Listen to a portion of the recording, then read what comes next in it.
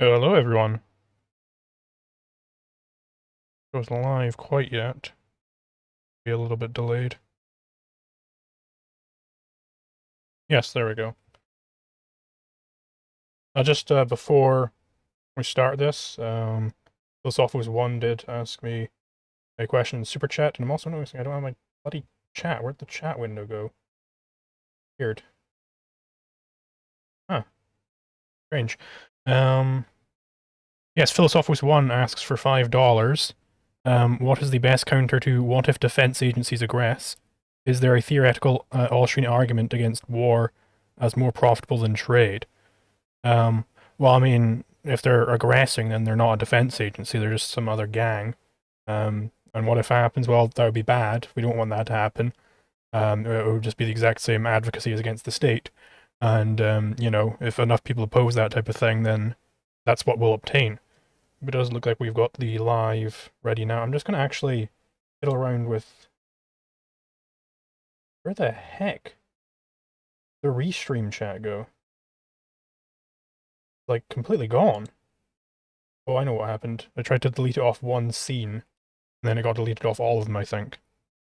We'll be without chat this time, I guess, but you have now the ability to view my phone screen.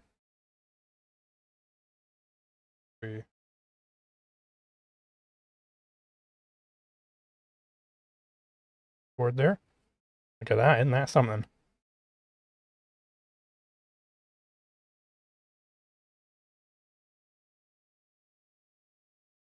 Yes.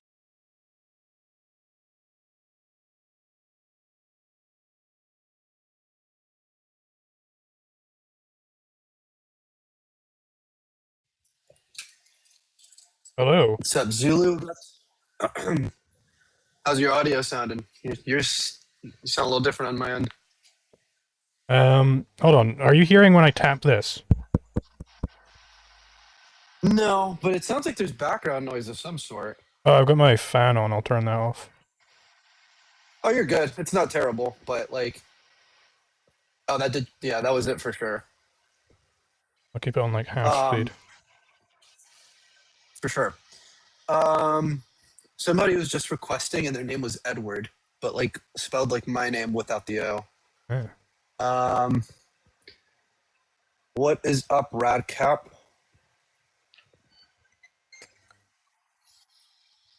That's the friend of mine who went from objectivist to dialetheist and can't explain the rest of his positions. I think emotivist.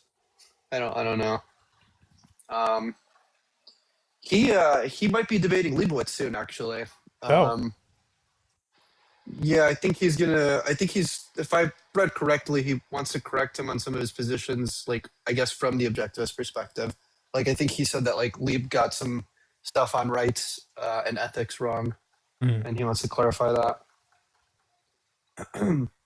What's up, guys? Share this with your favorite lefty friends, communists, anybody that dislikes Ayn Rand. Yeah, no, do you want to say hi to the YouTube audience as well, Edward? We've got you up on stream. Oh, yeah. What's up, guys? It's been a little over a year since I've been on the channel with you guys. Who's this? Looks like we got, someone I know. This is an opposition. Let's just see what's going on. Who did What's you up, say Bree? is debating about rights?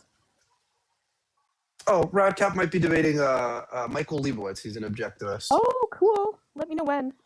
No, I'll keep you updated. But we're going to keep... sorry, go ahead. We're going to just try and bring up opposition. Thank you. Anyways, yeah, I was on the channel a little over a year ago with you debating the NAP thing. I think as much as I'd love a round two, I think most people are more excited to hear you debate Liam on the subject, whenever that happens. But we're all waiting for it.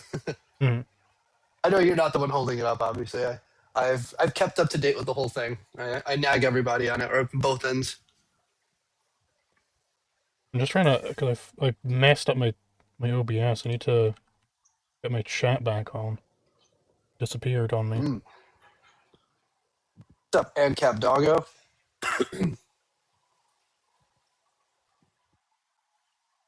What's up, Boise? Guys, tap the screen. Let's get a bunch of likes going so this can get boosted in the algorithm. Yeah, Heterodox And, Agnostic 8070 for 20 Karuna is saying that your stream is crackly, and I do indeed hear that as well. Not sure what's going on there. Let me switch it up. Hold on. I'm off my Wi-Fi. I'm using my phone service now. How does that sound? Still crackly, I'm not sure. I mean, it might be a little better, actually. That's weird. I don't know why that would be the case. Yeah. People in the comments here, do you guys hear like my end sounding crackly? Radcap, can you clarify for me? I don't know if you're getting the same thing. No, but it does sound crackly though. One moment here. Okay, I mean, shit, it might be on my end. Let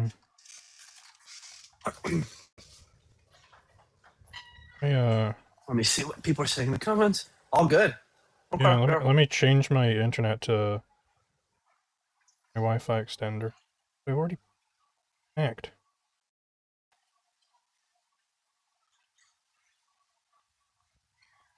You guys got lefty friends or friends on dip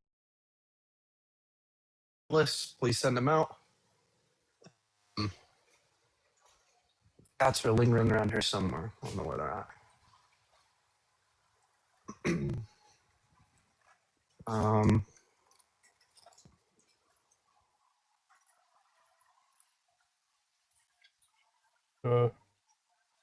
at. Heck? People do not join ANCAPs. That's not true. We had a lot of people last time we did this.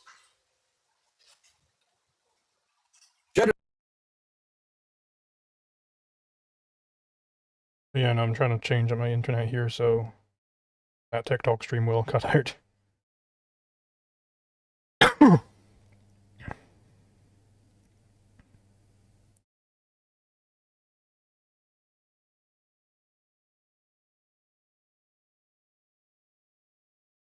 Goddamn password for this.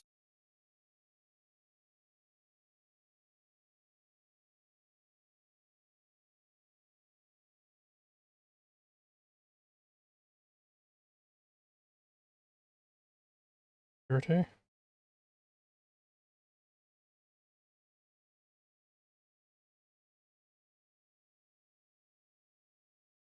Really.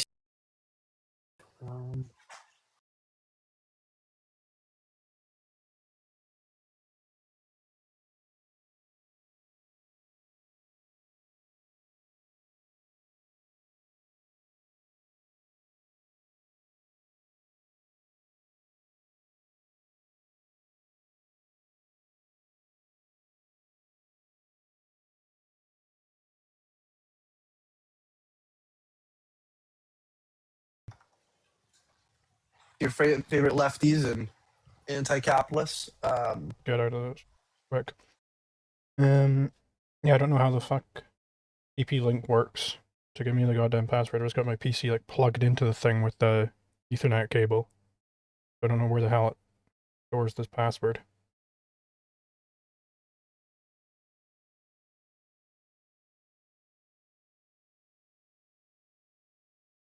Your main network working normally. Bloody well is.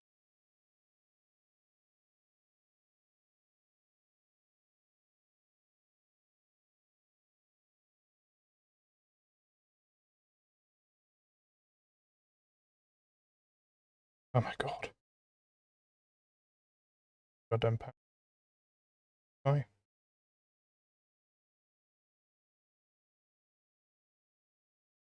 Fucking is giving me internet here, so I don't know why the fuck.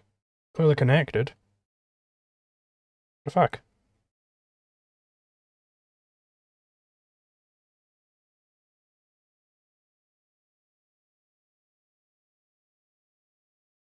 Guess this stream is gonna drop out soon. Pick password, try again. How about I just try and copy this password? There.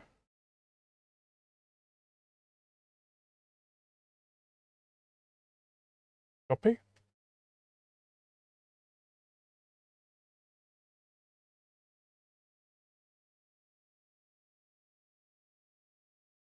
There we go. Okay, now I'm connected to my Wi-Fi extender.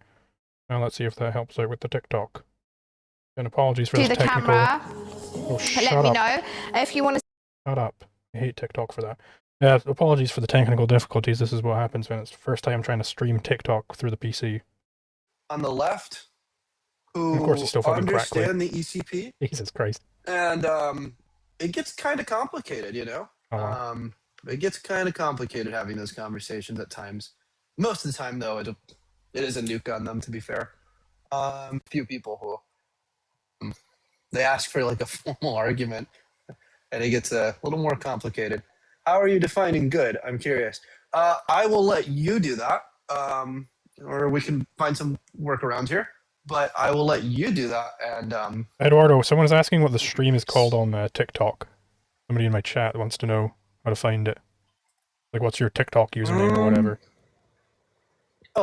my TikTok username should be like my first and last name, Eduardo Yanez, with 2 underscores.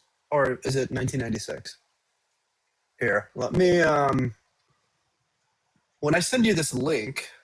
Oh no, you should be able to share at the bottom straight to your Discord. Oh. Wait, can I just copy it? Because you sent me a link, didn't you?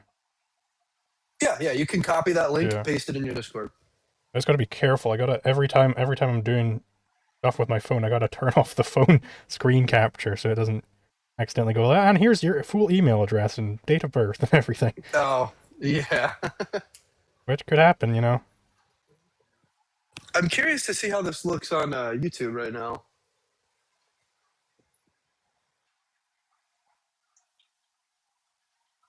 All right, because moralism is slop.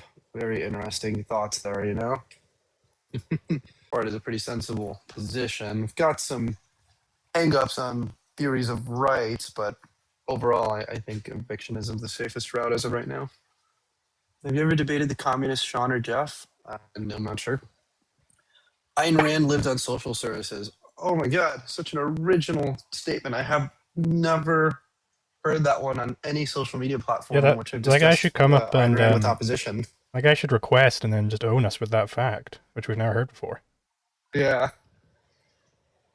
Ayn Rand was right about maybe one thing. At least, you know, probability wise.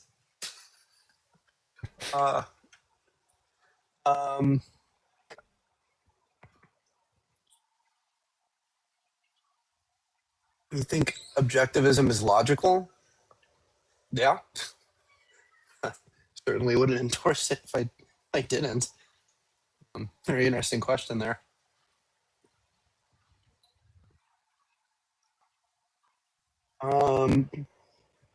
All right, you guys can feel free to request. We had like a request or two a moment ago, but I was just waiting for Zulu to get back. I thought Ayn Rand was cool in middle school. Really? What Ayn Rand did you read in middle school? I'd be really curious. Fiction or nonfiction? I'd love to know what Ayn Rand you read in middle school. I would request from a large crowd. Okay.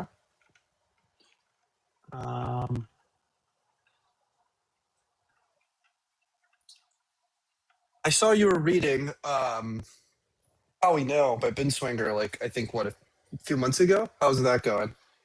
Yeah, I haven't kept up on the reading on that for a while because I started reading it when I was on a trip down to Glasgow, and then after that I just kind of petered out. I could get back on that. Pretty good. It's a pretty thick book, isn't it? Like Oh yeah, it's both huge. like substance wise and yeah. Yeah, I do want to read it at some point, but I've already taken my time with Ito, or for those watching, Introduction to Objectivist Epistemology, and really I should speed up my time on that. Radcap, how you doing? Good, how are you? Doing all right, man. What do you want to talk about? Nice. I want to know if we can talk about the E-Contraria. Also, what's up, Ben? Nice to see you. Ben? Apparently, Ben comments. Is that like Ben? Like is that Prox Ben? No, this Oh. dude was relaxed realist as of maybe like 2 days ago on here. Oh, okay, gotcha. Zulu, are you interested in discussing that with him? No, not right now. I'm interested in changing my mind on Ayn Rand was right, and socialist communists can't prove their beliefs are good. So you're not Radcap, I interested. know you. Okay. Radcap, I know you know plenty of objective stuff you'd love to pick at right now. Yeah, I don't really care so much about, Rand's philosophy. I was just really wanting to talk about that. But I will take you up on your invite if you're still serious about that last time. Even though you don't want to discuss it right now. But that's all I came up here for. Sure. Well, Sounds yeah. good, man. See ya. I was currently trying to like recreate Um, the chat window I had before. It had like the perfect opacity and everything. Now I gotta recreate the whole thing. I'm gonna check out what it looks like on your computer or on YouTube in here in a moment. All right, we're getting close to 30. Surely not all 30 of you agree. Objectivism is logically inconsistent. Hoppo was right. What a sentence. What a sentence. What's the logical inconsistency? You hold to a pragmatist view of reasons. I don't even remember what Hoppe's critique no. of objectivism is. I don't think I've ever heard of him like explicitly like attack objectivism. I know he's expressed like that he's not a fan, but I don't remember him ever like doing a write up on actual criticisms.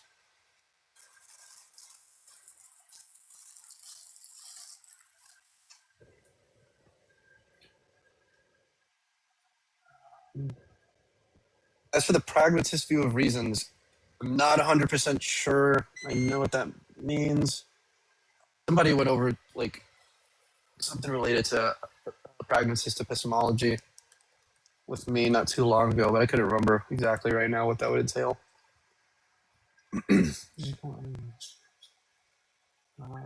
31. All right, guys, start chiming in. Let's hear it. All right, we got our first one.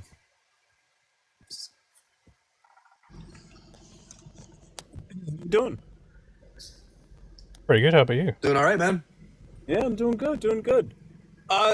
So I don't want to get too philosophical here, but are you trying to argue that like because socialists reject God, they can't have any foundation for what's morally good, or is that not your argument? I don't want to straw man you. I don't know how you can infer such a thing, man. What is it that you read up there that led you to that thought? Yeah, just the idea of like left-wing people can't prove that their ideas are good. Is it because you're saying like they lack any identification of what it's morally good, or is it something just like you think socialism sucks and like it's never worked? I guess I'm just not going to get an answer to my question there. Okay. I've just like ran into a lot of leftists who are not able to justify like the moral position behind what they believe in. So this is an invite to have somebody come up here and do so. Sure. How about this? What if I argue that like morals aren't really relevant to economic systems, and that they're just essentially tools for statecraft? But is it What a if you good did? tool Let's for hear it. statecraft? Like whatever socialist tools they have for statecraft, are those good tools? Should we use those tools rather than other tools? Yeah, and like for me, I would argue that if these tools can essentially strengthen the nation to make them survive in an anarchic and chaotic world, that we should do these acts, even if they cross over to like quote unquote socialism. Because like in my mind, there are elements of socialist policy that can be implemented in the United States that can actually advance state interest, especially when it comes to like wartime conditions. Like whose interests specifically are these advancing? Because certainly, if I'm Joseph Stalin, then I'm getting a lot of, my interests satisfied. I want to, rule over a bunch of people. But like, that doesn't necessarily mean it's good, right? Yeah, I think that's where I want to kind of like level set. Are we trying to argue strictly from like an individualist perspective, or can we argue from a hey, this works politically and this can strengthen the collective as a whole? Let Like, me. do you reject the idea that like collective benefit can't benefit the individual necessarily? Well, I don't think there's such a thing as collective benefit, so I don't know what that'd be. I mean, if you want to like go down the tack of, well, yeah, communism is good because it's a collective benefit or whatever, you could make that argument if you want to. But I just don't know what a collective benefit is. Yeah, like I'm not going to argue from a like a communist perspective by any stretch of the imagination, because I think that is a pretty brain dead ideology. But I think that there are very specific cases where socialist intervention, let me say economic interventionism, can actually provide a collective benefit that is measurable to the nation and to the citizens ultimately. Okay, so what are those very specific cases where there's some economic benefit which is measurable from socialism? Sure. Can we agree to the essentially the baseline that intervening in global trade and manipulating currencies is a form of socialism and market intervention by the state? Yeah, I'd say so. Okay, cool. I just want to make sure we can agree on like some baseline things. I think right now we're kind of entering into a world where economics is getting intertwined with geopolitics, and it's not just purely economic, and that countries at the nation state level are using national balance sheets to try to control key sectors of the global economy, whether it's rare earth minerals, whether it's military technology, in order to gain edge over their competition and to build economic dependence on essentially weaker nations. And that the state has a obligation to defend its sovereignty in order to, one, remain that it's self-sufficient, and two, that it can manipulate the market so that we can create a self-sufficient military supply chain, especially now that the world's about to catch on fire. Okay, so the specific cases where you think that there would be economic benefit coming from socialism is that the state has some obligation, wherever the state has this obligation, maintain sovereignty. Exactly. And I would say that while I understand the theories, it may be more economically efficient to have distributed supply chains where, the most competitive advantage is the primary supplier. You should sacrifice economic efficiency for sustainability and self-reliance in order to secure sovereignty, that there's principles greater than efficiency. But hold on, but you were saying before that you were looking for these cases where there is this economic benefit, but now you're saying we should ignore the economic benefits and care more about sustainability. So I'm just confused about like what is the actual root of where you think the socialism is good? Is it that it does bring economic benefit in some cases, or is it that we don't care about economic benefit, but in these specific cases it's good for sustainability or whatever else? Yeah, I would say that ultimately some of these socialist leaning policies, while not always the most efficient, are not are necessary for sovereignty, and that sovereignty is a greater value morally than efficiency. Okay, so just run back in the flow then. Socialism is good in some specific cases because it allows the state to maintain sovereignty. Correct. Okay, what does it mean for a state to maintain sovereignty? Because it seems to me that in any single situation where a state is acting, that it is in some way asserting or maintaining its sovereignty. Like, what is the limiting principle here? Because apparently you're not like a full-on communist. You only want socialism in some cases. Like, what makes those cases special? Yeah. So just so you know, I don't even identify as like left wing. I actually identify as right wing. But I recognize that some of their policies actually are quite logical, and I think right now the United States is making that transition where we're embracing some of those elements. But those specific cases, I want to focus specifically on key sectors that are necessary for national security and for the military. And in particular, because of the times that we're in right now, I think that you're going to see more and more socialist policies being implemented within our country. I don't know if you're American, British, or whatever, but I think in the West in general, socialist thinking is going to become more and more prominent, not because they're left wing or because they believe in it, but because it's simply pragmatic. Okay, I'm curious about what specifically you mean by necessary for the national security, because, you know, if it's just the government saying, oh yeah, no, we need to nationalize steel production because we got to get tanks out there. Like, what is the standard of necessity going on? Because otherwise, you know, if it's up to just the government, then they're going to say the entire economy is necessary to maintain our military, and then you've got full-on communism. Yeah, I would say right now we're seeing the nationalization of rare earth minerals and refinement inside the United States. And we are seeing the nationalization of some essentially national champions such as Intel. And I actually do believe that these policies are not only good, but better than the way they used to be. That we should essentially reject some free trade principles and embrace the idea of partial state ownership of key sectors of the economy. No, but like how are you identifying a sector as a key sector? Like, you're saying that nationalization of Intel is good. Okay, but like, what makes Intel distinct to McDonald's? Why is Intel necessary for state defense but not McDonald's? Just as one example. Sure, great question. It would be because we need to look at the supply chain risk and essentially say, hey, is the supplier for a critical input that's necessary for our military sovereignty potentially a hostile country or a country that could become essentially wiped off the map? Taiwan with the case with Intel, and China with the case of rare earth minerals and MP material, which has had a 50% nationalization, I believe 6 months ago. Okay, but then you've just kind of kicked the can back down the road again, because you're saying, okay, we need to look at the supply chain, the supply chain, and look whether some input in that supply chain is necessary for military sovereignty. But what I'm asking you is, what is the standard of necessity? How do I identify that some input is necessary for military sovereignty? Sure. I think, for one, we should look at the current state of geopolitics. So we should look and say, hey, the Strait of Hormuz has been cut off because of the war. Therefore, all of our suppliers that are being cut off from us because the Strait of Hormuz is now impassable, we now should look at partial nationalization, partial socialist policies, national subsidies to ensure.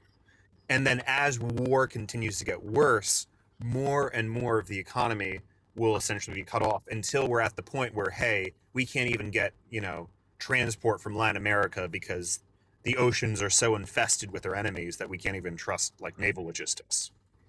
So it's a spectrum, you know what I mean?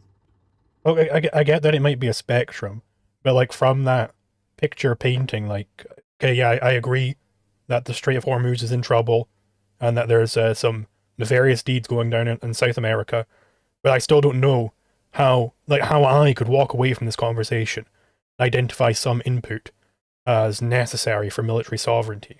Like, I don't know what you're doing there. Like, how did you do that? Sure. So I would say this. The United States, from a top-level state initiative, needs to set a goal of, hey, we want to produce X amount of missiles, X amount of tanks, X amount of aircraft. Let's look at all the subcomponents. Let's look at all the sub-companies that supply the subcomponents all the way to the raw material.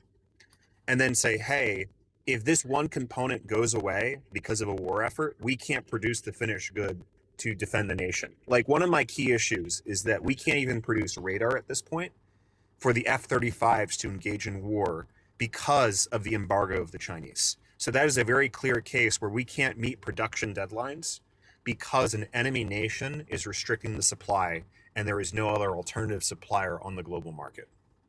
Okay, so the standard you gave me there was that the US government is setting these goals of, we want to produce this many of that thing, we want to produce this, we want to produce that. And that's what sets the standard of necessity. So, I mean, I just want to be clear here. Is the standard of necessity just basically whatever the state says? The state says, we want this thing, and so, okay, well, that's necessary. By whatever means necessary to get that thing done. Is that the case? When it comes to the production of military assets, I believe so, yes. Okay, so if the state said, like, let's just take the two extreme examples. The state wants to become the Soviet Union. The US government wants to become the Soviet Union and control literally everything in the economy. Could they not just declare that they want to produce all the things in the economy and then suddenly it becomes necessary for military sovereignty? Or way on the other end, what if the state says, you know what, we don't want to produce a single fucking thing? Are those two things equal in your viewpoint, where the state just completely dissolves and you have a total free market, or total central planning? Are those just equal because they were both necessary for military sovereignty as decreed by the government? So I just want to restate because I didn't quite follow. Are you saying that if the state decides to essentially dissolve itself and dissolve its military, would I support that? Yeah, because your standard was this thing of necessity. You said, well, socialism is good or whenever it's required, whenever it's necessary to maintain military sovereignty. And your standard of whether it's necessary to maintain military sovereignty is whether the federal government says we need to produce X and some things are required for X. That was your standard of necessity there. And so I gave you two extremes there. On one extreme is the USSR, where the state just can take complete control over the economy by just declaring enough things are necessary. And way on the other end would be total capitalist society, where the state just doesn't declare anything. They don't declare that they want to build anything.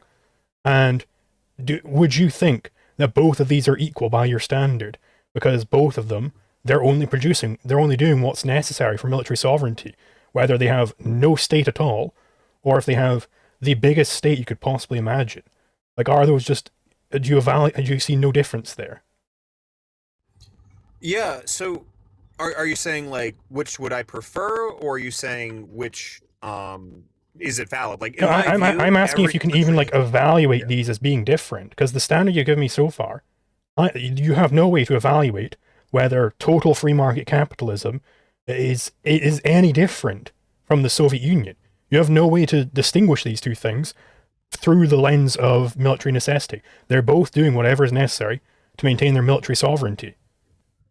Yeah, so I guess here's the way I would say. I have more respect for the economic system that can produce the most amount of raw military assets. So that is my objective standard of which economic system is superior, is who can field a larger army. Okay, so you're going away from the standard of the state just says we want X number of missiles to basically missile maximalism. It would say more, well, I don't want to get too down to the semantics. There is a quality issue. Like, I don't want to sit here and say, like, oh, yeah, like, it's good. It hit 100 missiles, but half of them don't work. Like, you need to assign a quality value. So that's why I'm You know focused how on you assign essentially. that quality value is we've got this thing called a market, and if the missile is of bad quality, then people won't want to buy it, so you'll go out of business, and that's how you deal with quality, right? If you just have central planner, he doesn't know whether it's good or bad. He doesn't know whether he's being efficient or inefficient. He has no clue, right? Because there is no market to face. Well, there actually is a market, and it's called warfare.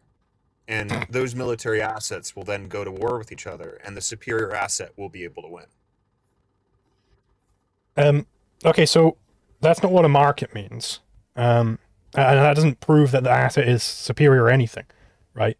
Um, and okay, so and I want to be clear here. Let's even put that to the side for a second.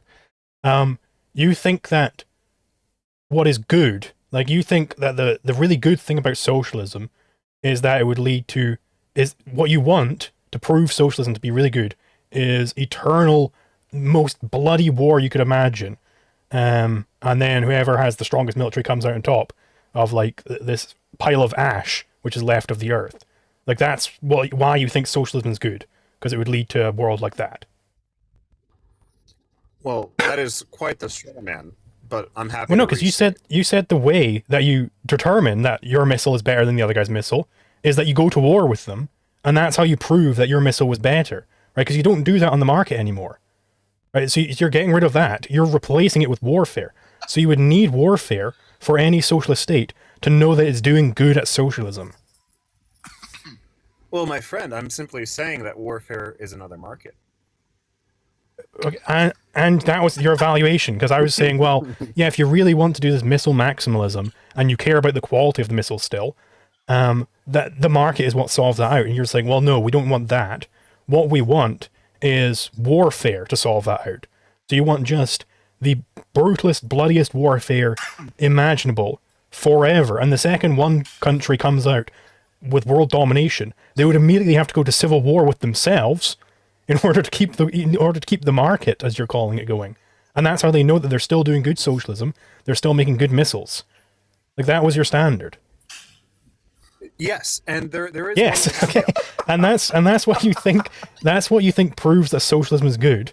Is that it would lead to a world where everybody on planet Earth, all they're doing all day, every day, is trying to make as much war possible happen. That's why you think socialism is good. So one of the key things that you left out, which is the most important thing, is that I argued that socialist principles can ensure military sovereignty, and that ultimately, if the state fails, I know you're laughing. You forgot, state Zulu. You forgot, fails. man. Well, no, I didn't the forget state that is the fails, thing. then you But lose like the the war. standard of military sovereignty, we went away from the necessity principle of the state just says, I want this, I want that, to no. What determines military sovereignty is how good they are at committing war. And the more war they're doing, the more wars they're winning, the more military sovereign they are. Like, that was your standard. Like, I got there from your standard. Mm-hmm. And I know you're laughing at this, but do you not believe that when there is a conflict between nations, and when nations engage in warfare, to the point of essentially one will die, one will live, that is not the standard of if your nation and if your collective will even survive? It's who has the best assets? I don't think that the standard of whether socialism is good, which again, that's what we're looking for here. I don't think the standard of some system being good is that it leads to the annihilation of all mankind. I don't think that's a good thing. So, do you believe that in a conflict, since we're strawmanning each other, do you That's not a believe straw that man. I can show you the flow if you want. yeah, no, but let's You just told it to him too. That's the. Go ahead. look. If your standard is that you would rather have free market capitalism, but not have a army to defend that market, and that because you embrace and are so ideological that you will never embrace certain socialist tactics and market manipulation in order to protect your military sovereignty, then you will be wiped off the map. And that's the reason why. That's a standard. What you just described as a standard. Yeah, But I do want to ask, because you said there that I'm wanting this capitalism where there is no army. Now, you seem like a military kind of guy. No army. You did actually. Where your army's so weak that it can't defend itself because you have a global supply chain, because you are so committed to free market principles and to free trade that the moment that a war breaks out and your supply chains collapse because you optimize for efficiency, not sovereignty, that yeah, you deserve to be wiped off the map because you didn't actually do long-term geopolitical strategy. Do you know what True insurance? dichotomy, by the way. Yeah. Do you know what the purpose of insurance on the market is? Yeah, and what happens when the insurance provider Okay, so let's say I run a big geonational corporation in this free market world, right? Mostly free market world, maybe a few states dotted around who might cause problems for us, right? And I know these states might want to cause problems for my boats and whatnot coming into my harbors. Now, would it not behoove me to maybe purchase insurance? And would it not behoove the insurers, because they don't want to pay out, they don't want to have to pay for my entire fleet if they get sunk, right? Would it not behoove them to maybe protect those assets? Is that impossible? That you might have insurance companies sailing around with their own navies, and they've got their own spies. It's like, they're planning to close down the Strait of Hormuz or whatever, and then using their fucking space laser to just zap the leadership or something. Is that an impossible situation in your view? Yeah, it just sounds like you've It is impossible. Like, okay, what is impossible about that? No, you've just reinvented taxes in the state. I mean, if you want to call them an insurance company to be libertarian, I'm allowed to not pay them. I'm allowed to pay whoever I want to insure or not insure. I'm allowed to do that. But I'm not allowed to I'm going to tell you right now, If tomorrow I went down to the tax office and said, you know what, guys, I'm not going to pay you any longer, I would end up in chains. Like they're not going to let me get away with that. But if I told an insurance company, hey, I'm not going to require your services any longer, they'd say, okay, well, pleasure doing business with you. Yeah, it's quite simple. I agree. It is quite simple. Taxes. That's why it's not Yeah, taxes. You just don't pay your taxes, and you see what happens. You know what I mean? Your insurance company will just make sure that you have an issue. Yeah. Anyway, Zulu, whatever you want to keep moving on to other people, it's up to you, man. I mean, yeah, we can move on if you want. I think we have gotten a There's good. no request yet, but we had one. Okay. Well, I suppose we can stick with this for now then. Okay. By the way, though, next person to request, we're just going to switch them up. So feel free to request, guys. Yeah. So But yeah, I just want kind of also, like my a insurance company top-down is level stronger than overview. your insurance company. Okay, so you're better insured than I am. Congratulations. Oh, thank you. Okay. And just know that eventually my insurance company will overpower your insurance company. Why would they and your do that? premiums Why are will they lower. wanting to go to war? Oh, because the insurance companies Why are you trying to paying them expand to their go to war? market share. Why would you like if I go to an insurance company, I want to ensure the security of my shipping fleet, right? That's what I want. And then they're like, hey, in order to ensure the security of your shipping fleet, what we're going to do is we're going to plunge the world into nuclear warfare. And it's like, oh, slow down. I'm not going to pay you to do that. All we need from you is a small loan, and we'll get those nukes flying. Don't you worry. No, because then my boats are not going to be sailing any longer. I do not want that. I want you to only protect my boats. I don't want you to go out there and start nuking Beijing. Do not do that. I'm not going to pay you to do that. Now, why would any insurance agency make this proposal to their customers that we're going to massively endanger all of your assets by what you want to do, sink the world into eternal warfare until every last man is dead? Why would I pay for that? Simply because you will be attacked first, and you'll have no choice but to defend yourself. Why would I be attacked first? Well, Like by because who? that is the nature of geopolitics. Simply, who is doing this attacking? Oh, yeah, duh, I forgot. Yeah. I got those naked.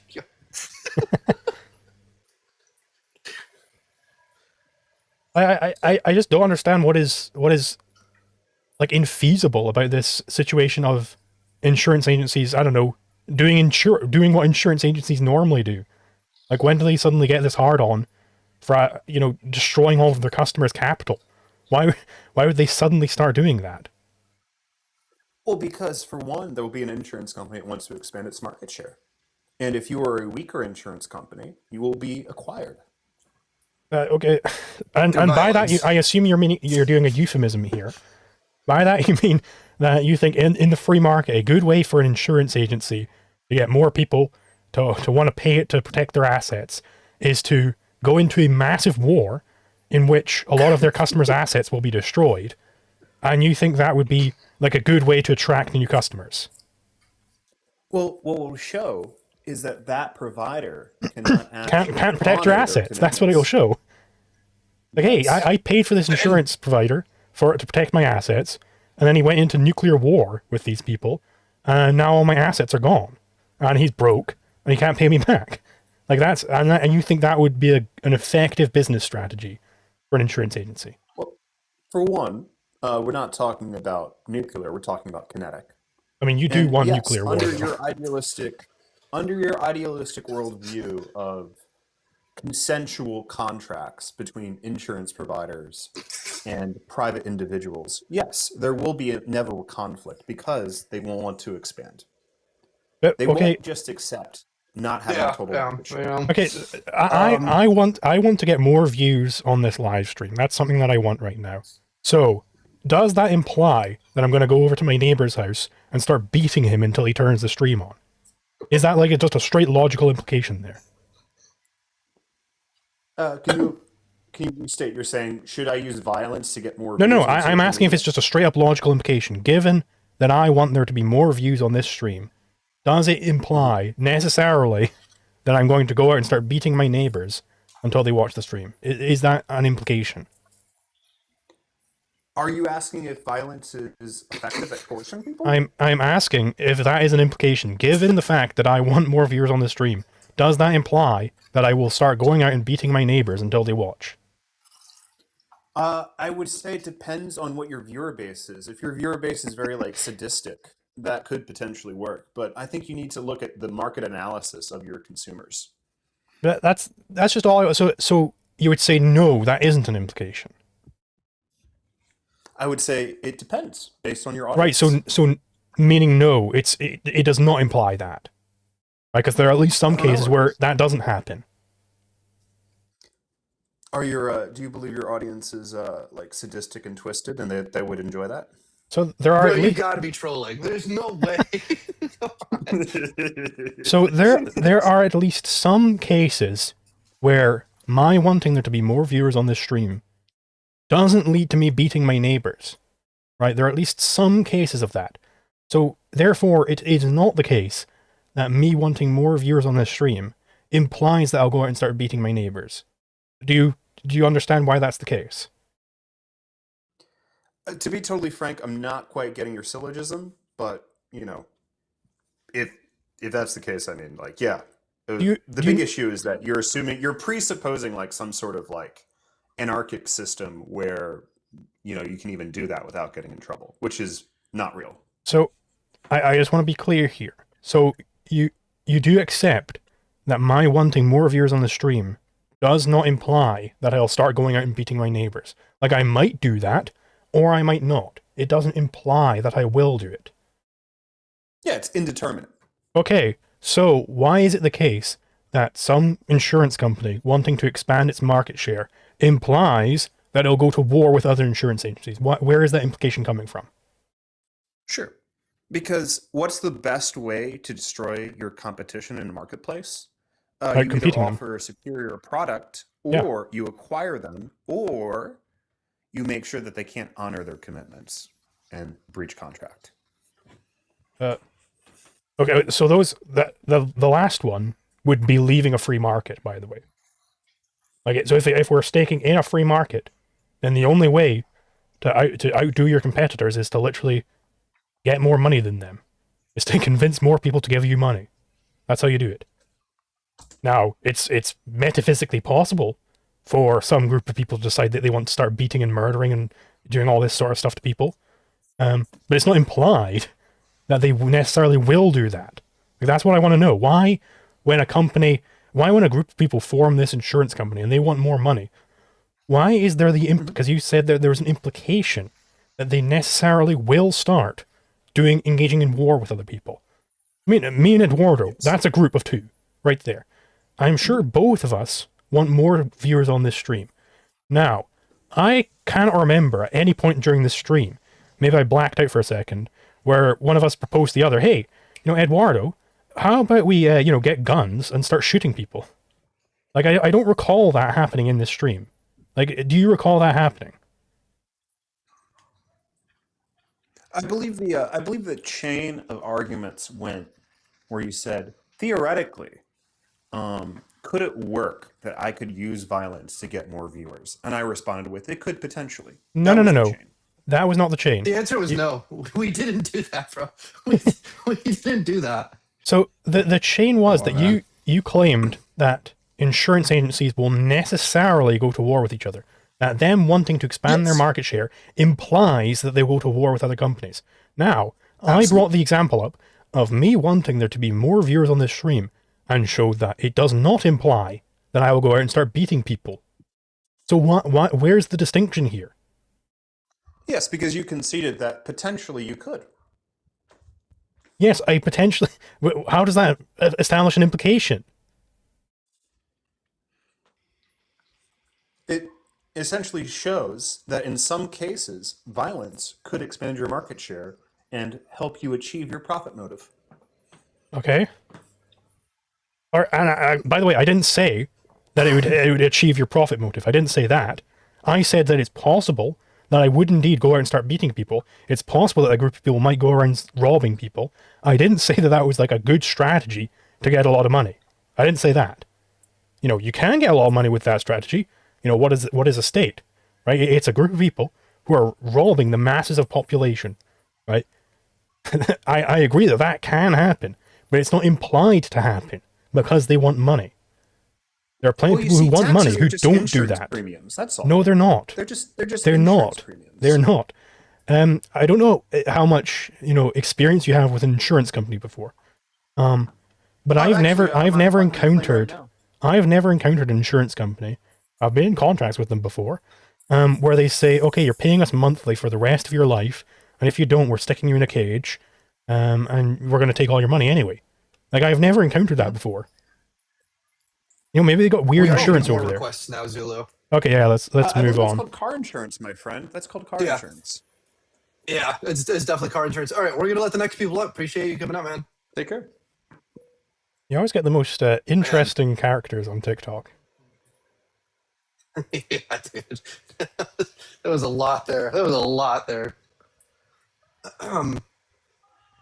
What is the name? Valentine? Oh, what they dropped? No way. Okay.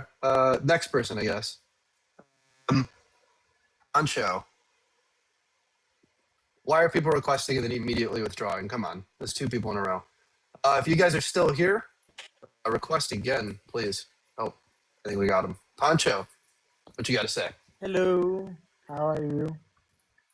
Yeah, pretty Well, good. How All about you? right, what's up? Fine, thanks. Well, I just wanted to join the conversation more than say something specific. Do you have are you against the prompts up here? Are you opposition? Not particularly. I haven't read Ayn Rand. I know her and have watched some videos out there, but as I haven't read their books, I won't say that she's neither right or wrong. Okay. Well, hey, no offense. We're looking for opposition here. We may take some questions momentarily if we don't get opposition up here, but we're going to try and just keep it cycling to those who are against us, okay? Okay, Appreciate it. see ya.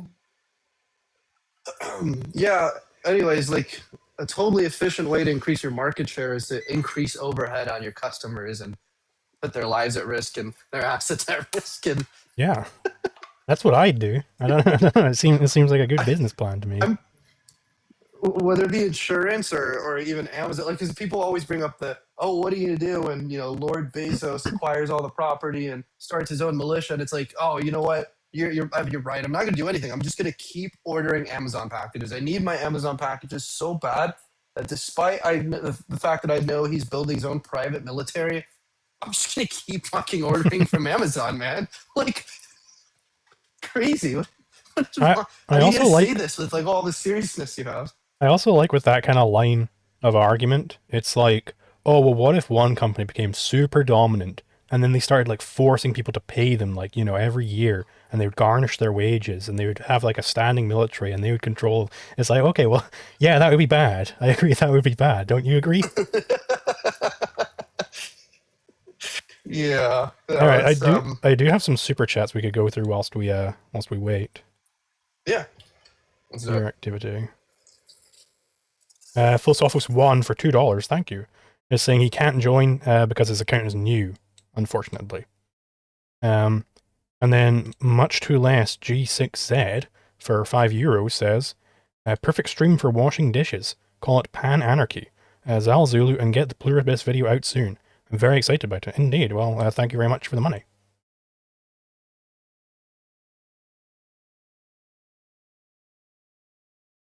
Nope. And another one, Philosophus is asking if there's any other way for him to come up. You might know Eduardo. I would think that even if your account is new, if you're requesting to be a guest, I don't think you need to have many followers, if any. I have a secret account here I lurk around and debate people on sometimes, and I don't think it has more than 2 followers, so I don't know why that would be an issue, to be honest with you. It's kind of odd. Oh, next time try to restart your audio device, probably Pipewire. Might fix the popping. Huh. I'll have to look into that. Not sure. Hamsters, econ guy. What's up, man? That guy, That is a. I don't know if you've ran into him before. I think he's in some anarcho-objectivist circles. Without fail, almost like I don't want to say every day, but very, very frequently. And he's very frequently DMing me gifs of a lion. I've never actually had a conversation with the guy, but he just keeps doing it. I think he's kind of libertarian. I don't know. I've debated him on. on veganism before. He was, I believe he was an Austrian economist. I don't know if he still is. You debated him on veganism? When was that? I don't know, a while ago. Yeah, he DMs Ben a lot too, actually. Some odd stuff. No, you're not an Austrian. Yeah, I thought you're not a Chicagoan, are you? Oh, neoclassical. Actually don't know what that entails. Neoclassical. My talking points are too boring to discuss here. If I understood what I was seeing in the comments, you were defending some Christian ethics, I believe. What do you think of full reserve banking? Valentine something. I saw you requested earlier. Please do feel free to request again. All right, comments like that one gotta go. Mr. Anime profile picture. Crazy.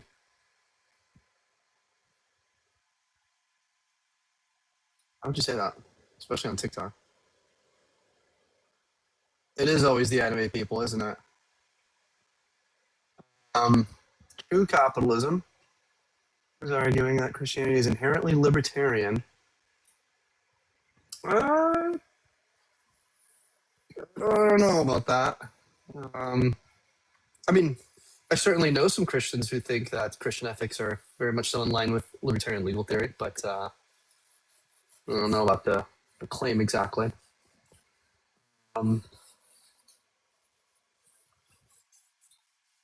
Though Prax Ben has actually made a few arguments to me and shared some stuff that I got to read at some point, showing that some saints endorsed like property rights and defended them, and sent me an article a while back, or an essay, a while back about it was defending the idea that Jesus was an anarcho-capitalist. Again, me personally, I don't know too much about that. Maybe I'll look into it sometimes. The Torah says thou shalt not steal. Very interesting insight. I had a request. Who is this? Let's see. Christopher, what's up? What you got to say? It was good, my man. How are you? Doing all right, man. What you want to talk about? Well, just first of all, talking about the points on your page.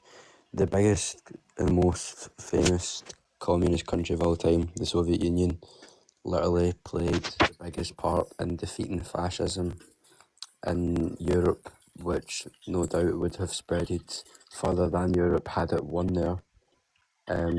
So first of all, that's one thing that I could use to believe that communists could believe are good. Second of all, I mean, every communist country that's ever been, well, first of all, you don't really get communist countries for a start because most people don't understand. Hey, your audio is getting a bit muffled at the moment. If you can fix that. Hold on, bro. Appreciate it. I just heard like a beep, and I thought your smoke alarm was going. No. No, I've got an air fryer going off behind me. Wait, dude just dropped? What's going on? Come on, man. What was that argument he was about to make? That because the Soviet Union helped fight fascism, that Yeah, that was his first one. I think he was trying to make a second one, but he dropped out. Maybe just trying to like restart his phone to fix the audio or something. Just sounded like he had like it in a bad position. the strange position. This bad guy does this thing against this bad guy, therefore his ideology is actually good. Yeah, Come on, man. Like, even if you just accept that, even if we say, grant him that the communists were like a vast majority of the effort in defeating fascism in Europe, well, that doesn't imply anything about whether the beliefs are good. And the prompt, it says socialist / communists can't prove their beliefs are good. So I guess it was right. He couldn't prove it.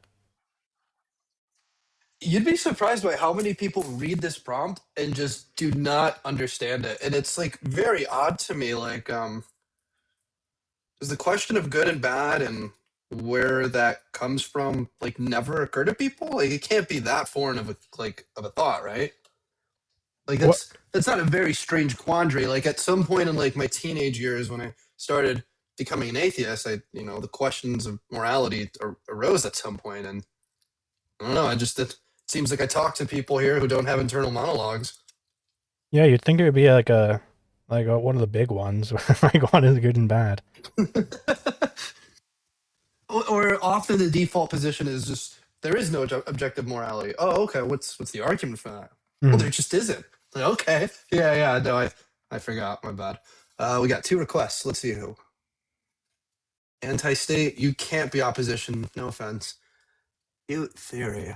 I think you requested like 2 weeks ago and then dropped when I asked a very simple question.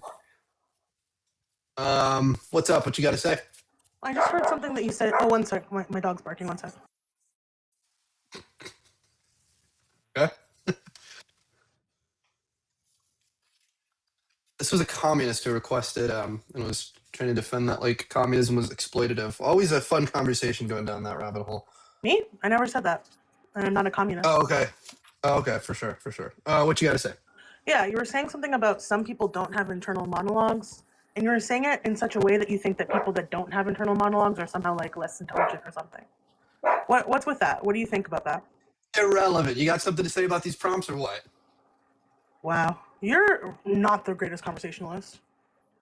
Says the one who requested to. Oh, there we go. I imagine not an internal monologue on that one. She sounded kind of offended.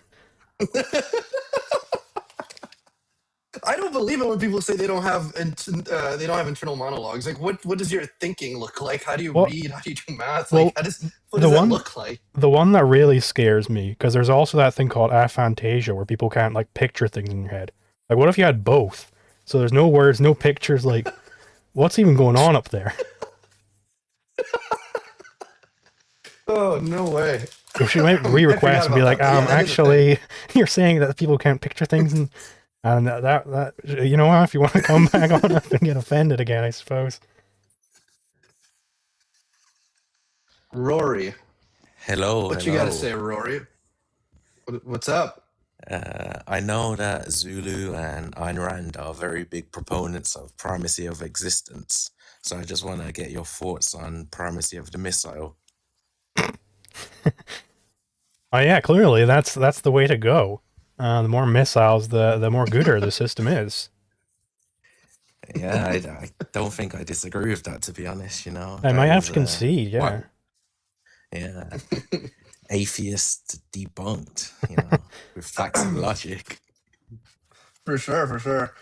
All right. Have a good day, guys. Yeah. Thank you. A little less opposition today, man. It's interesting. How do I leave this shit? I got you. Don't worry. Hugh Chat Harold for $5. Thank you very much. Like and share to your favorite leftists. I do have a question from Hugh Chat Harold for both of us. Have you guys read Reason and Value by Roderick Long? If so, what do you think of his arguments against Rand? I have not read that. Have you read that? Reason? No, Reason and Value. That's interesting. Well, thank you for the money. Unfortunately, we were not able to comment on that too much. No, I've never even heard of that. I don't think I've ever read it. Well, yeah, I mean, I know who Roderick Long is, obviously, but like, I don't think I've ever read anything by him. Maybe. I read his paper on Iceland, I believe. That one's pretty good. Radicap says his arguments are not very good.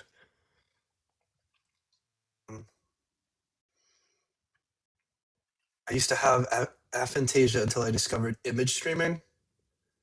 Okay. I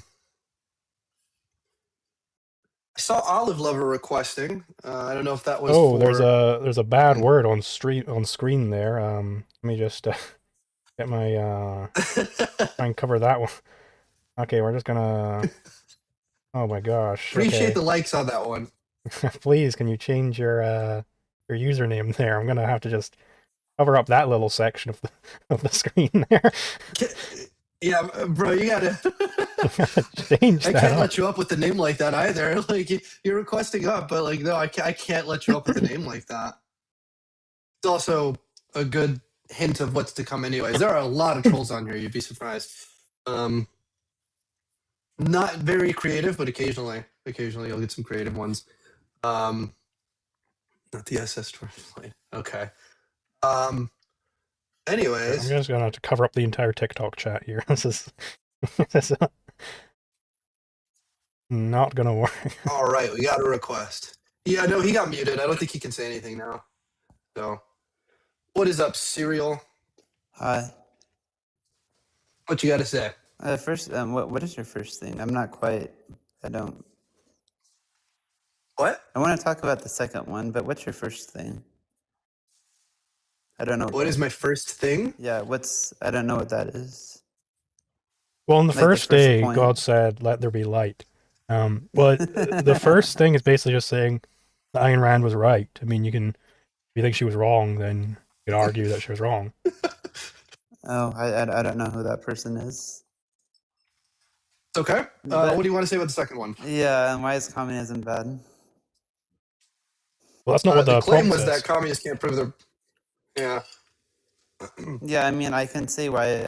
I believe that it's right. Okay. You can say that, or you can see it. You said. I can say that. Sorry, I can't speak the best. Okay, let's hear it. Yeah, like, and like the purpose of it is to have everyone be housed, right? That's the purpose of communism. I mean, yes. I mean, that's one of the goals. That's one of the goals, but that's not the purpose. I don't believe that there's one sole purpose. Oh, gotcha. So, what did you mean when you said that's the purpose? I misspoke. Gotcha. We'll carry on. Well, like, I mean, they want people to have everyone to have healthcare, everyone to be fed, and I believe those are the biggest goals of it. Mhm. Do you not believe that? Hey, I'll take your word for it. What's the next point? Like, do you have like a counter argument to that? That wasn't an argument. That wasn't even an argument. What do you mean? Yes, that's why I believe that that's why I believe that communism is good. Gotcha. All right. We got two other requests. I'm gonna let somebody else up here. I appreciate your time. Let's see. This is a strange name. Oh, and dropped, I guess. It's not the same name as before. That one was, that was a little bit rowdy. Yeah.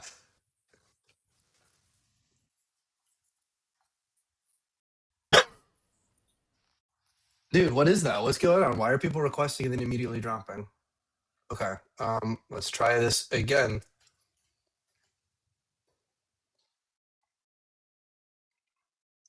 I'm gonna call this guy Q. What's up? Hello, can you hear me? Yes. Yeah. Yep. Okay. So, like, I've been following Liquid Zulu for a while, and wait. Did my app crash? No, you're good. What's up? Okay. I know it's doing really weird things. So I was wondering how the non-aggression principle would apply to shit like electromagnetic radiation and wireless technology, and if stuff like wireless technology could even work in anarcho-capitalism and stuff like that. Because how it currently works is that there's Well, I can give you a very brief answer, but it's going to have to be very brief because we are trying to get people who are opposed to those prompts. Yeah, no worries. I can point you in the right way. It's basically Basically, you can homestead certain like bands of electromagnetic radiation if you're using them. Then somebody else's use might interfere with your use. And that's the basic answer of how it would work. If I have like a Q&A or something, then you could like come on and ask, and I can give a more in-depth answer. And when they do interfere, like what's the Well, that would be a solution? conflict. Like so it'd just be the same as any other conflict. Right. Okay then. I believe you were answering a very similar line of questioning in your most recent X space, right? Yeah, I think somebody probably. asked you something like this. Yeah. Maybe Yeah. I didn't watch that. Maybe you could. The one he was bugged out. Yeah, so if you I go on think those to are recorded. the most recent Remnant podcast, check if it's on there. Like you can like search the transcript if you want. Yeah. Thanks. Okay. No worries. Yeah. Anyways, We're gonna let the next person I'll up. let Appreciate this you coming up. then. Okay, bye. Rothbard had some answers on that question too, but I don't remember them being great. But I don't think it was in for New Liberty. That person who keeps requesting with the long username, it's just not working, dude. Sorry. Sam, let's see. What you got to say, Sam? So, Ayn Rand, I remember reading their books, her two books, Atlas Shrugged and Fountainhead, long time ago. And the only thing I can remember was I was super impressed, but she was too idealistic. Just society, I don't think people will just function this way. That's just only my critic. She's still my hero, but that's my only critic about her. So like I want to like kind of get down into this. Like in what sense do you think she's being idealistic? Like do you think her like heroes are like too like extreme, like they're too perfect or something? Because I mean the society she paints are definitely not like great places. Yeah, no, the two heroes are my heroes. Howard Rock was my hero. But what I would say is that the mentality. Hold on for a second. I've just had like a Sure. big conniption with my internet here. Oh, sure. Okay, I think I'm back in a now. while. Yeah, sorry for interrupting you. Can you please repeat that?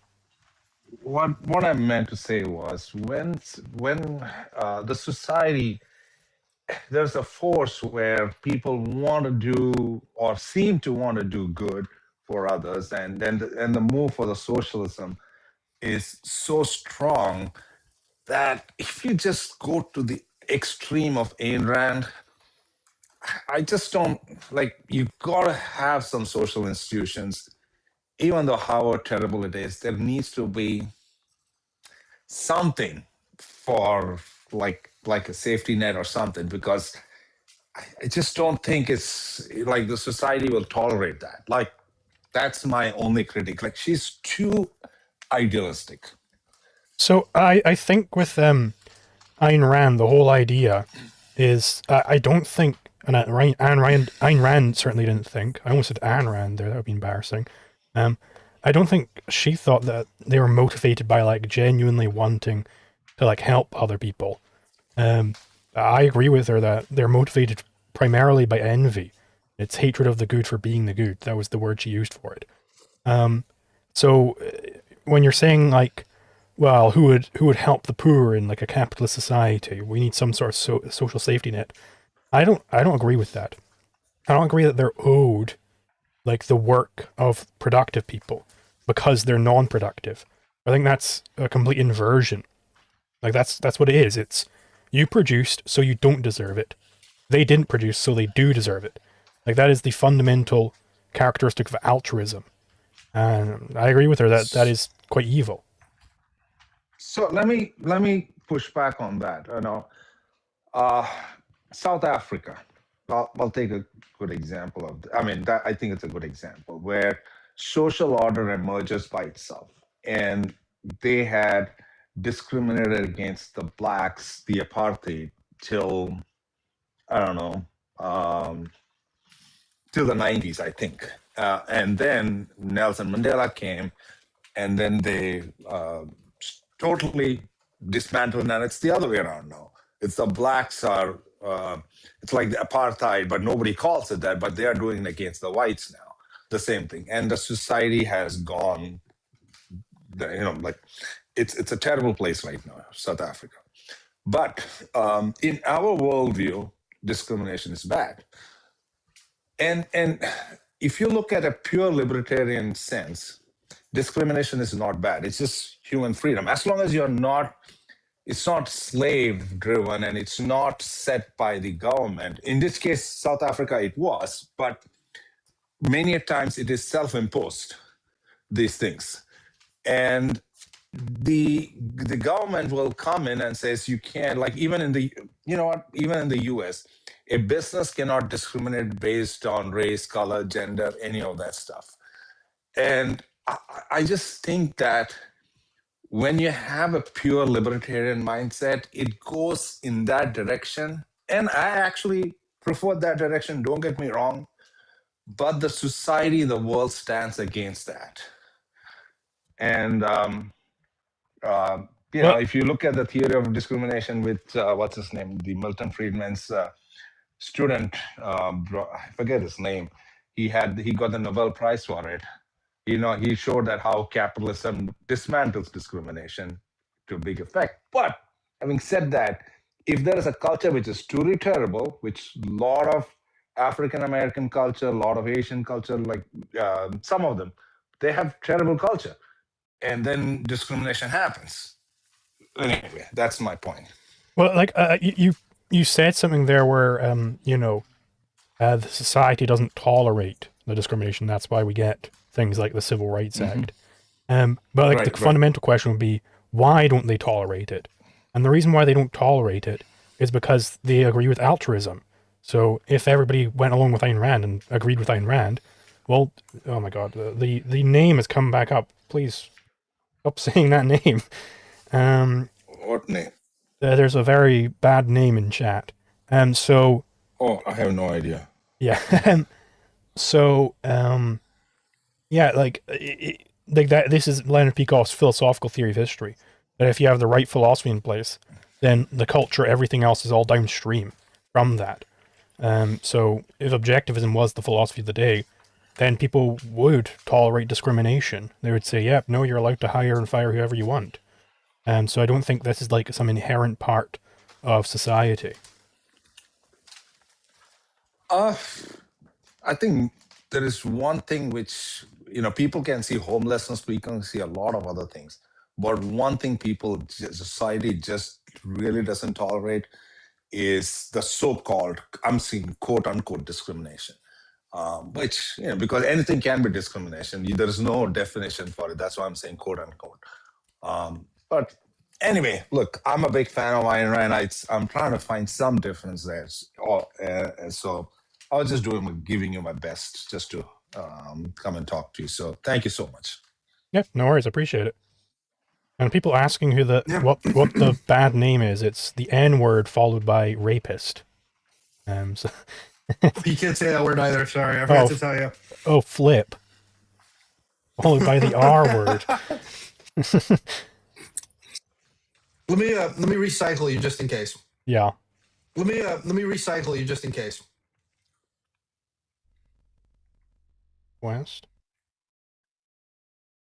Oh, where did he go? How do I invite him back?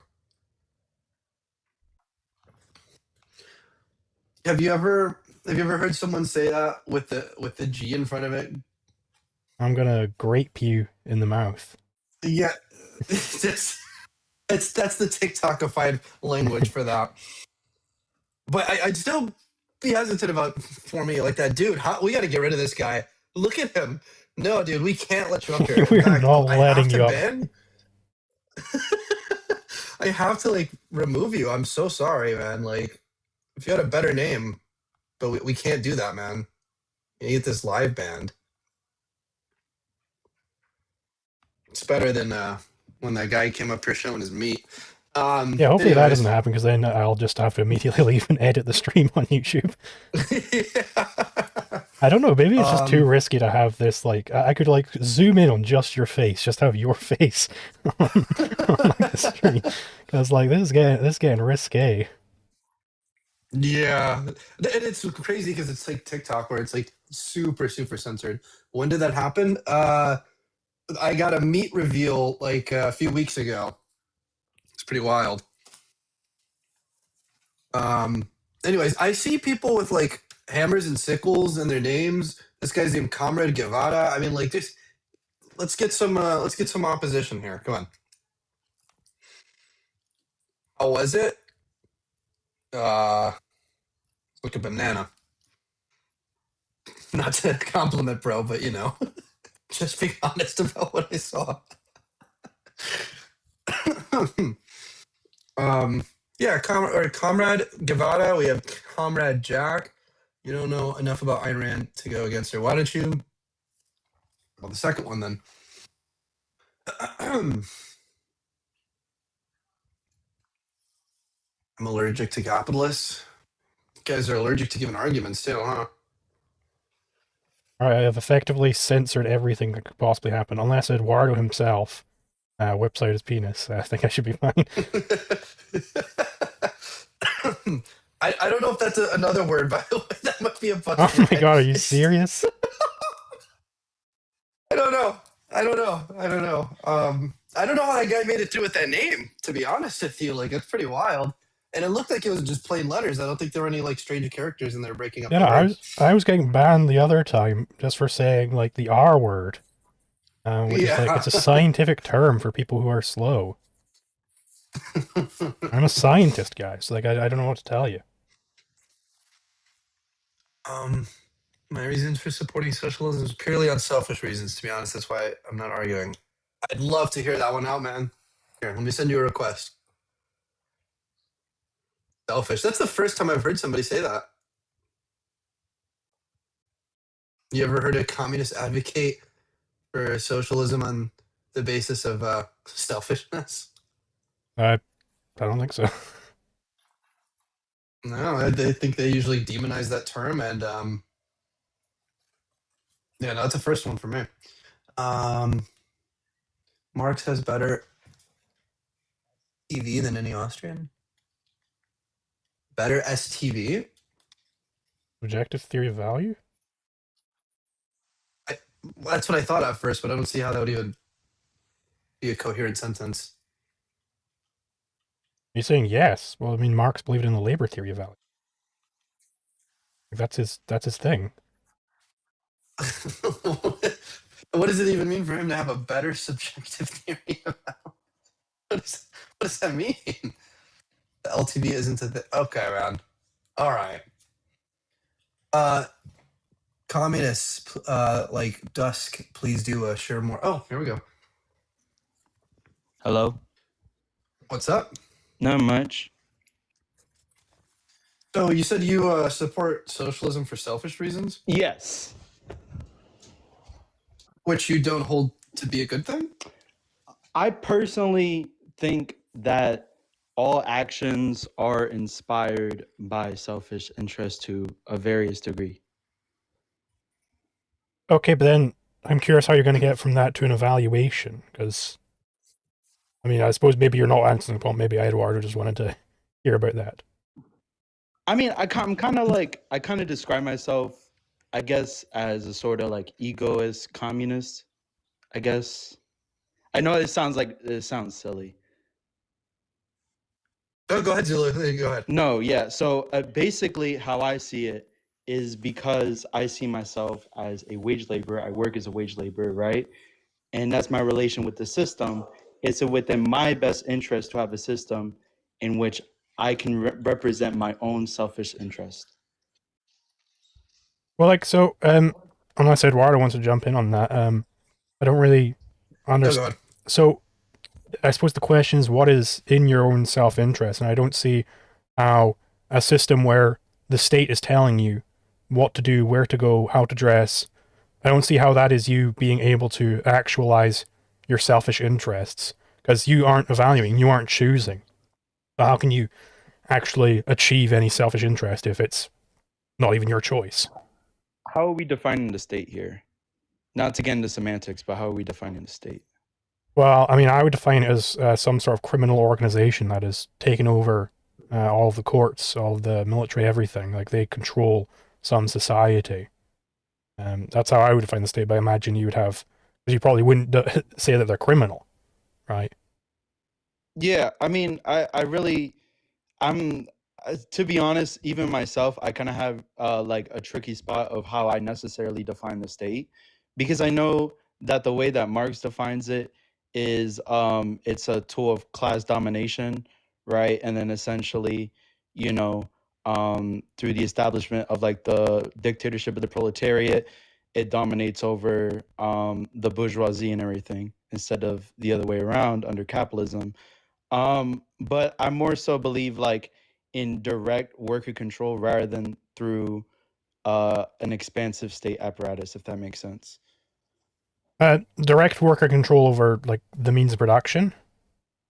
Yes, through like a direct like I essentially believe that like if there were to be a revolution and such, that it wouldn't necessarily be a centrally planned economy.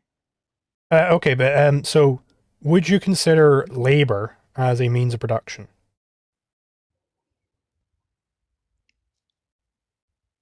What could you like more so specify what you mean by that? Well, like let's say I want to make a spear, and so there would be various factors of production for the spear. There would be, the stick. There would be like the knife used to whittle it into a point, or there might be like a bit of flint or whatever, and some string to tie it on. And also, in addition to all of this, there must be also labor as one of the factors of production. Right? Would you agree with that?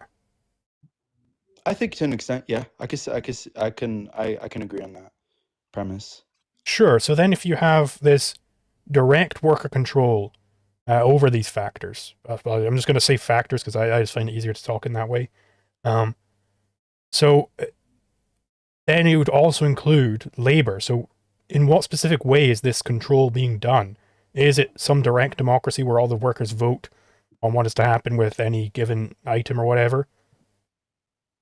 I think, yeah. So basically, like, I kind of imagine a worker cooperative, kind of like an economy of worker cooperatives. Okay, but then you wouldn't have any control over what work you're doing, because that's one of the factors of production, right? It's got to be subject to worker democracy. So I'm curious how you're supposed to be like achieving your selfish goals, your selfish interests, if everything you're doing is being dictated by this big worker democracy. Like, how is that selfish? You're not choosing there. Well, it's more so, like I said, and this is partially why I didn't want to get on, because I feel like from arguing from a point of selfishness, I don't think my point would necessarily be put across because it's from my own selfish interest. So like it may so benefit me because I see a benefit from participating in society and everything. So it's more so I feel like it's very difficult to argue that because I'm not necessarily arguing from like, oh, socialism is morally good or better than, capitalism. I don't necessarily believe in arguing from that position. Well, I mean, you don't have to argue if you don't want to. I mean, you could drop out. But No, I mean, yeah, I didn't want That's to. fine. I want to be polite. You're all good. But We have other requests. It's totally fine. course, Appreciate you thank you coming for up here and having me on. explaining. yeah, thank you for coming on, man. The classical Marxist in his bio, so I thought maybe. Actually, it seems like he was deviating from some classical Marxist views, though. It's interesting. Cedric, what you got to say? Yo, can you hear me? Yep.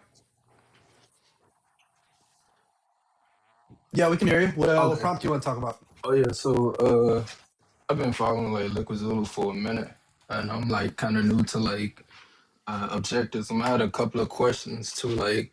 I've been thinking of like extreme examples and seeing if it's aggression. Would it be considered aggression? I just wanted to hear his opinion on it. So I could do that at some point. But right now we're looking for like people who are specifically against like those. Yeah, can you not? Sorry, I didn't pick up my phone there. About to. So I could do that at some point if you wanted to, like if I'm having like a Q&A or something. But right now we're looking for people who are like against one of those changing my mind points. Okay, yeah, that's real. Yeah, I appreciate it. Though. Yeah, thanks for coming on, man. Yep. Yeah, no problem. Duskest thought. Let's see. Yeah. What's up? What's up? I'm a little different to your normal Marxist. I'm an Evolian Marxist. So, you know, I follow the traditional school of thought. And I think why I'm against ANCAPism is, you know, capitalism is chthonic and feminine. And if you look at the Soviet Union and China, they were very masculine, and now they presented their warrior Kastria base. And that's kind of the issue with ANCAPism, is it's very feminine. It's maybe one of the most feminine ideologies that exists. Because, you know, if you have no state... My YouTube then, demographics you know, might all your disagree with people you are there. submissive. It's all dudes. That's the issue. Like, communism is inherently homosexual, and that's masculine. You don't have any of those femoids on the. I think we might have clocked what type of person this is, Eduardo. Appreciate it. Anyways, we got another one. What's up, Ben? Let's switch the counts. Oh, we lost the other guy. Yeah, no, it's truly like a masculine philosophy where like you endorse that people take your shit, you know, and you bow down. I along support every step of the way. communism because I believe it's inherently homosexual and it's inherently feminine. So can you disprove me? He was making the argument that it was masculine. While That's also not my being homosexual. argument. Oh, you got a different one. My fault. Yes. Could you please explain to me why I'm wrong?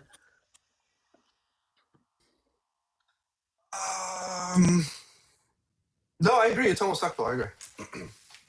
Wait, so are you saying you're homophobic? I can't violate TOS, man. How are you doing, though? Yeah, you Just can't be agree that Ayn Rand was homophobic because you gay, bro. Because you gay, That's not homo. true. You can't be You're lying. homophobic. You're lying.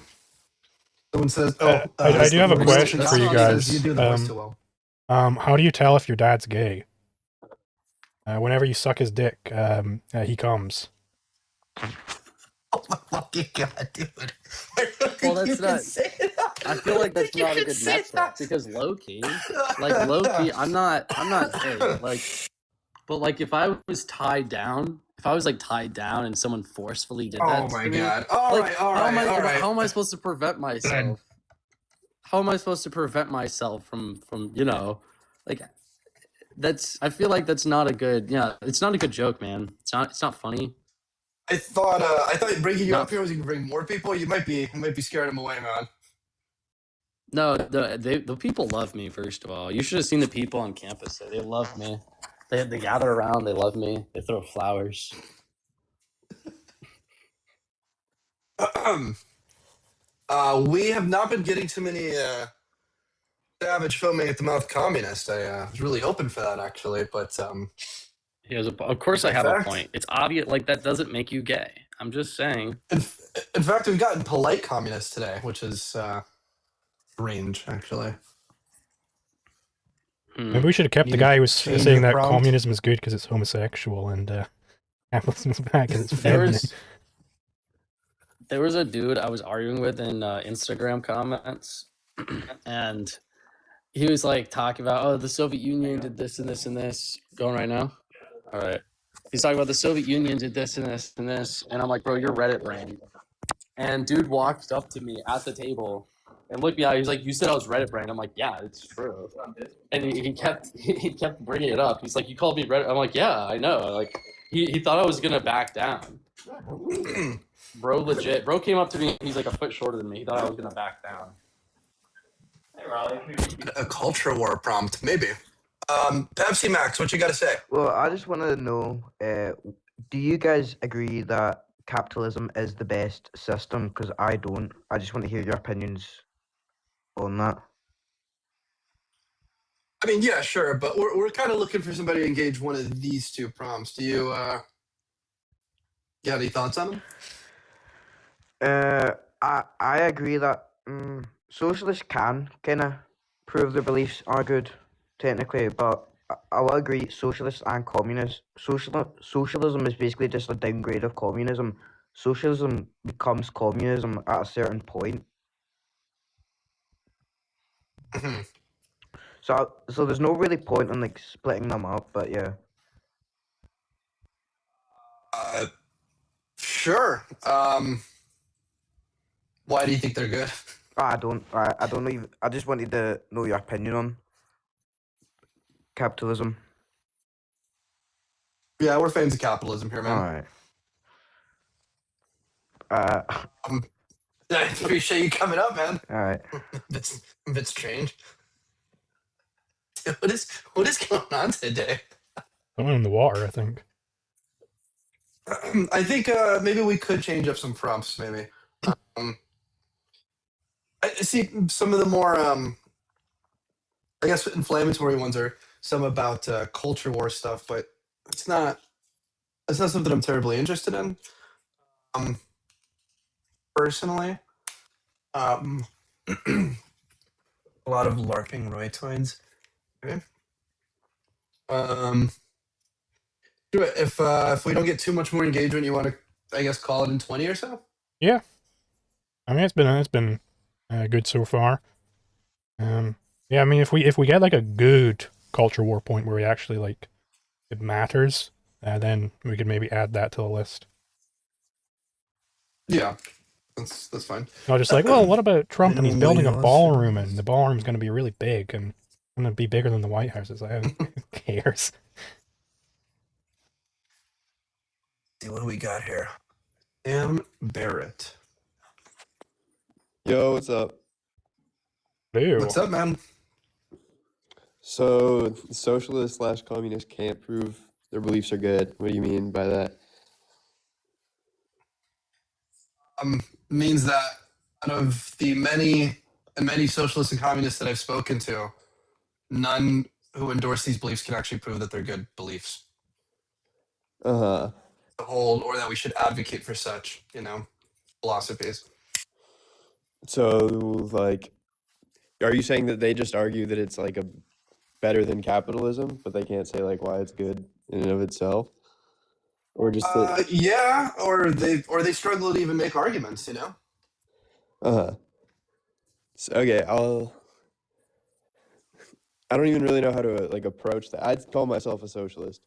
But like Okay. Why do you endorse socialism? I think it's a more like equitable distribution of resources. And why do you think that's relevant? Because I think we should try and like craft a society where the most people are taken care of. Why? Why? Just basic like human empathy. The reason why we should craft a society where I guess people's needs are met, I don't know how you worded that, is because of basic human empathy. Yeah. What about basic human empathy? Like, because you have, by the way, I also don't know why people throw the word basic in there, as if that really adds something substantive. But either way, It's kind of just talking. do You just you think throw a you could word in a like, sentence. yeah, no, it's like very common. Basic human rights, basic human empathy, basic, like, I don't know. Anyways, can you flesh that out into a little more of a coherent sentence, though? Like, when you say, yeah, when you say basic human empathy, do you mean like everybody has this and that it should impel them to do such things? Yeah, I think everyone Like, has empathy. I think we all can like picture what would like how it would feel to be someone else, you know? yeah, I don't, this emotion you're describing as empathy, I don't experience such a thing that makes me want to overthrow society, seize a bunch of people's property at the threat of violence in their lives, and do the kinds of things we know these countries have done. I don't know what emotion.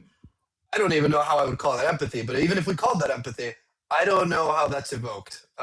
How does that happen? It doesn't seem very basic to me. Well, I think we can recognize that like there's been unsuccessful socialist experiments while still like acknowledging that capitalism is like an unequal economic model and that it's exploitative.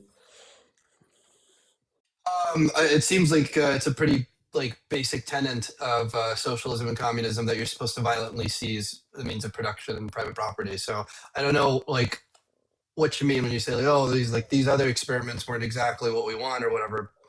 It seems like a very common thing, right? Like this is supposed to be part of the doctrine that you violently seize the means of production and private property.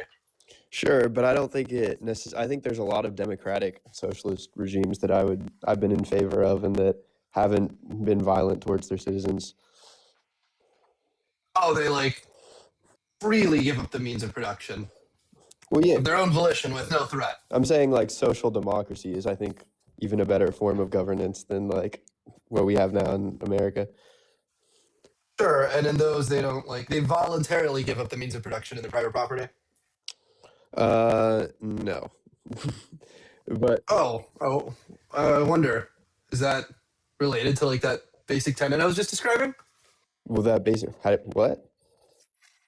A basic tenet of like the seizing of the means of production and private property via violence. Is that not the same thing? The only thing is, I'm assuming you like the idea that it's been democratized. There's a little bit of a vote on it, right? Yeah, I'm not understanding this basic empathy thing. Like, want to flesh that out a little more? You're not understanding this basic empathy thing in that like you don't agree that humans have empathy, or that you don't think socialism is like the manifestation of that. I don't understand the basic part that I assume you might be implying when you use that word is supposed to be something evoked in like every human being, or at least the majority of human beings, that get them on board to violently seize people's private property at the threat of death. I'm not understanding this point that you made here. I think that's like a bit of a straw man as to the ideals of socialism. Did we not just establish a second ago that one of the core tenets of these philosophies is the violent seizure of private property? No, we did, but I'm saying there's a lot more in the ideology than just that. I didn't say otherwise. I just described that this is one of the basic tenets. What claim did I make those false? You're just like presenting it in a way that's, I think, disingenuous towards the moral like center of the idea.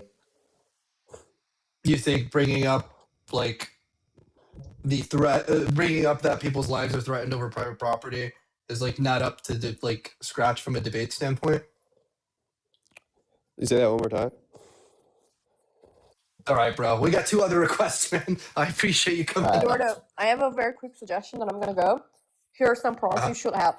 Healthcare is not a right. Housing should not be free.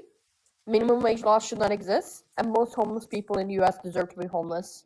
These are some prompts you can add that will bring a lot more viewers.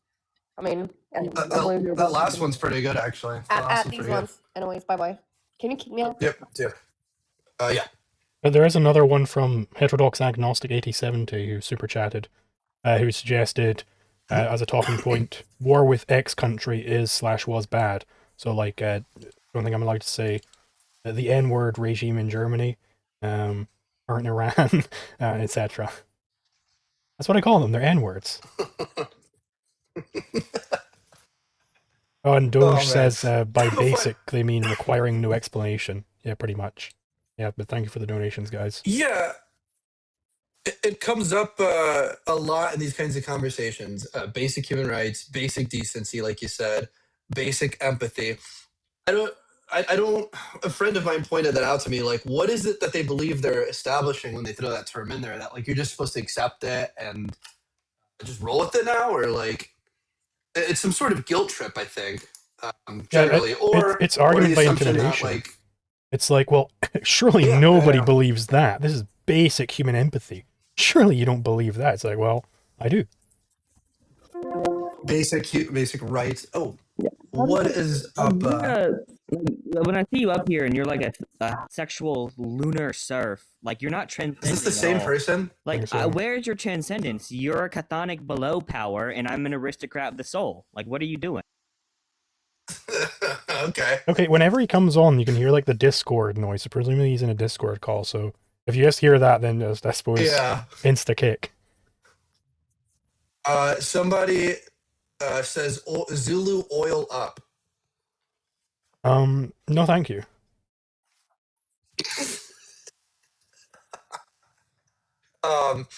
Anyways, yeah, you're right. It is the argument from intimidation. It's I'll ask communists, why do you think you have a right to food and water and things and housing and stuff? Eduardo, do you want to debate epistemology? If we're gonna run it for a few more minutes, why not? Yeah, oh wait, is it with you or who? Yeah, whoever. Feel free to request. But what was I saying? Yeah, I'll ask them, like, why do you believe these things? Yeah, come on up. You never get coherent answers. And like a week ago, I was debating some communists who said that the only thing you can infer from me saying that you have a right to life, but you're not entitled to other people's property when you're like starving and on the verge of death. He said that it necessarily follows, I don't believe you have a right to life. And I was like, what's the argument for that? He's just like, modus ponens. Just like, wait, let me hear you structure that one for me. He's like, or it's modus tollens if you want to do it in reverse. I was like, can you like put it into, let me hear that. That was so crazy. And no matter how many times I explained what I meant by a right to life, right to property, right to these things, it just did not click with an entire panel of communists. It was really bad. What's up, Radcap? Yo, what's up, bro? Let's chat some epistemology. Okay, we can do this until somebody else comes up, because I'd imagine this isn't going to be a conversation that really turns out the viewers. Well, it's related to the first prompt, so. Okay, so do you want to defend, or, I mean, we can do less formal, we can just talk about Rand's commitment to like foundationalism? Yeah, remind me technically what foundationalism means again. Yeah, so it's like one of the four options that's like logically sketched as like a response to something like Agrippa's trilemma, and the fourth option, being skepticism, but it's not obviously really posited because that's what the argument's like trying to do, right? So essentially just, I mean, Rand says this stuff in like academic language where it's like she privileges the evidence of the senses. Kelly and some others are like more explicit about stuff like this, but the same themes are found throughout, right? I don't know if I fully reject foundationalism, but I'm just I'm pretty skeptical of the foundation, because take a classic example of like a really dumb foundationalism, like Descartes' cogito, right? It seems like reducing all knowledge, or like trying to create a chain of like this higher order idea that reduces back to, in a foundational sense, this cogito, which is like, an undoubtable, self-evident truth. It's like you lose a lot of knowledge. Like this is, it's been a really like long-standing critique. If you want to say that that's like the theory of justification, then it turns out we're not justified in believing a whole lot of stuff, right? And I kind of worry. Kelly cites his Peikoff quote. I can't remember what it was from, but Peikoff says like the bottom out formulation of knowledge and kind of like justification or justificatory theme is more broadly like under the objectivist framework is going to be something like X is one or more things, which it is, right?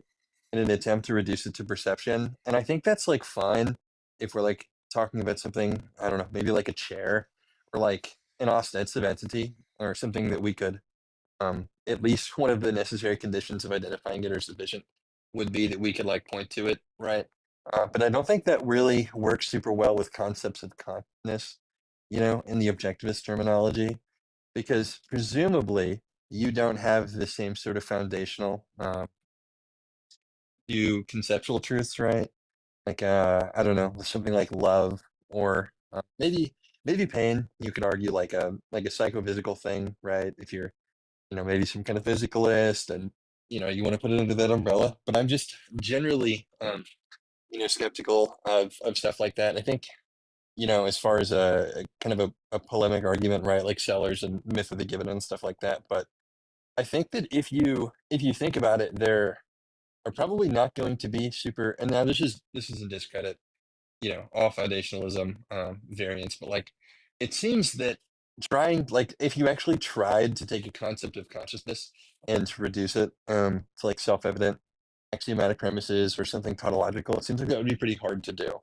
Again, you don't really want to say, assuming that your theory of knowledge has some aspect, of like justified or justification, justified belief, but you really don't want to say that we don't know, a lot of things that we think are intuitive, right? That would be like a theoretical strike against the idea.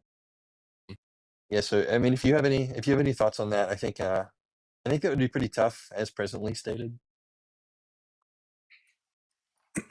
So I've heard of Myth of the Given because Jay Dyer's talked about it.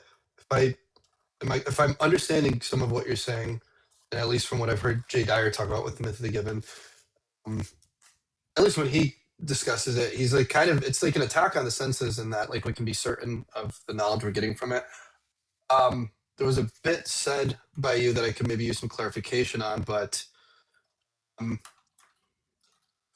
Yeah, so the myth of the given is really a few things, and it's not, I guess, not properly a few things, but like it's kind of like an idiosyncratic like cluster of things people mention. I'm specifically talking, more about the Slayerian dilemma, or I guess probably one of the stronger arguments for something like coherentism, more broadly speaking.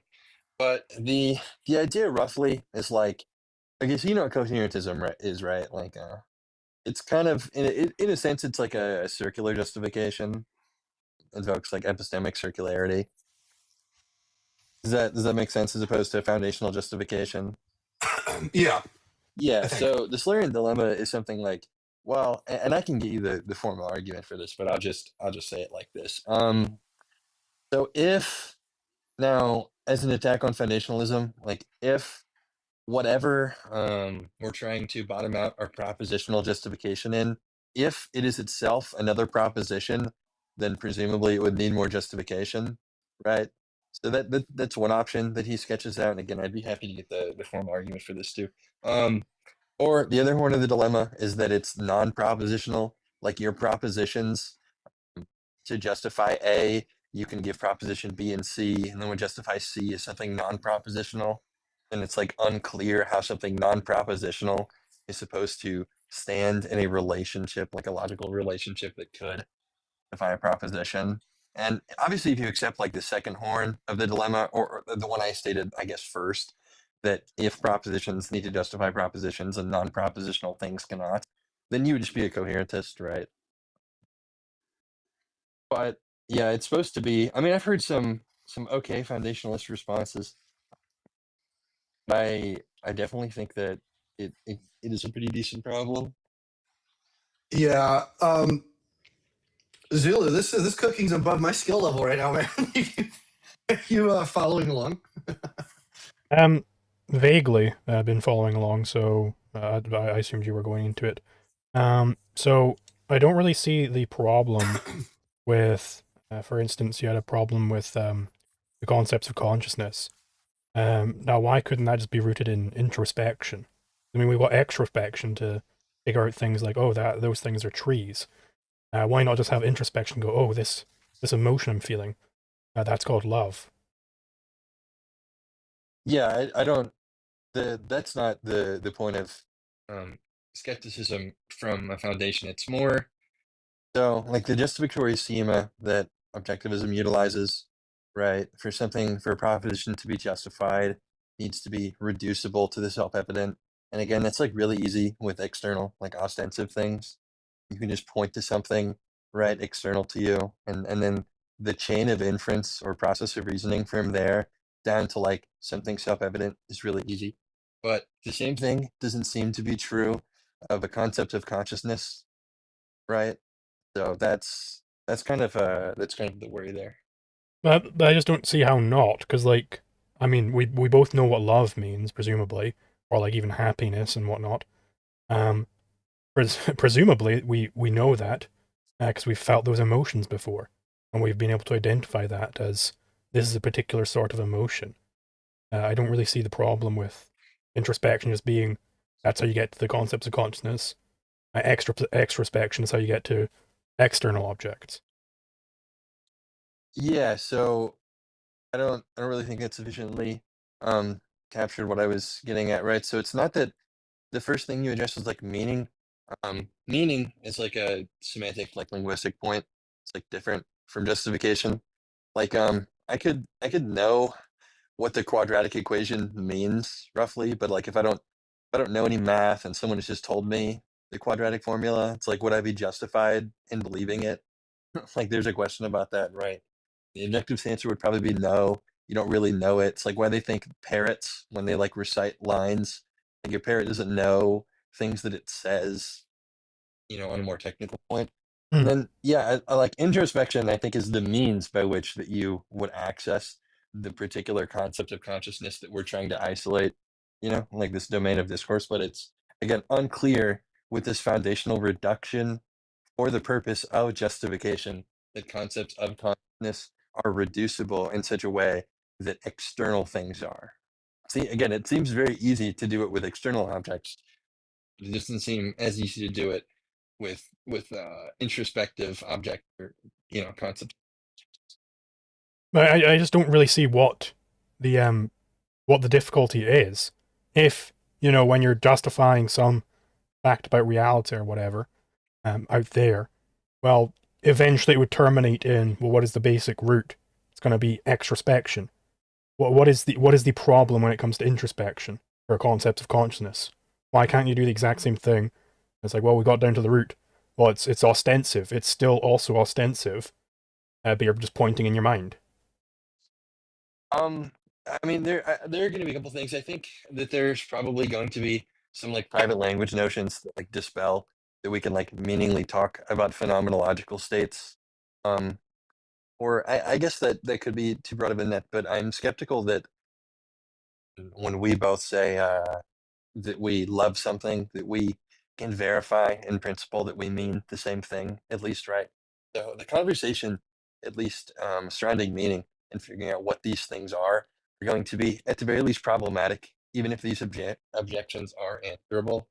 But again, the termination of this particular proposition, like I feel love, or well, I guess that could be taken to be non-propositional, but just some kind of concept of consciousness stated propositionally, right? For it to be justified under this foundationalist framework, we need a reduction to the self-evident.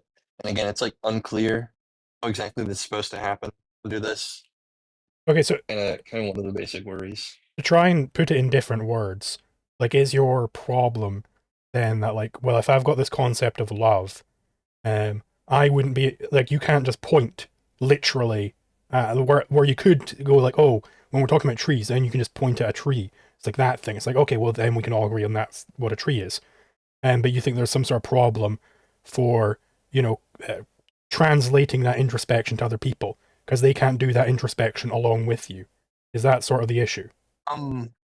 That's like a tangential point that I brought up surrounding like private language arguments, and I think Wittgenstein does a pretty good job at explaining things like this. So yeah, broadly speaking, I would endorse that, but that isn't what the original point is.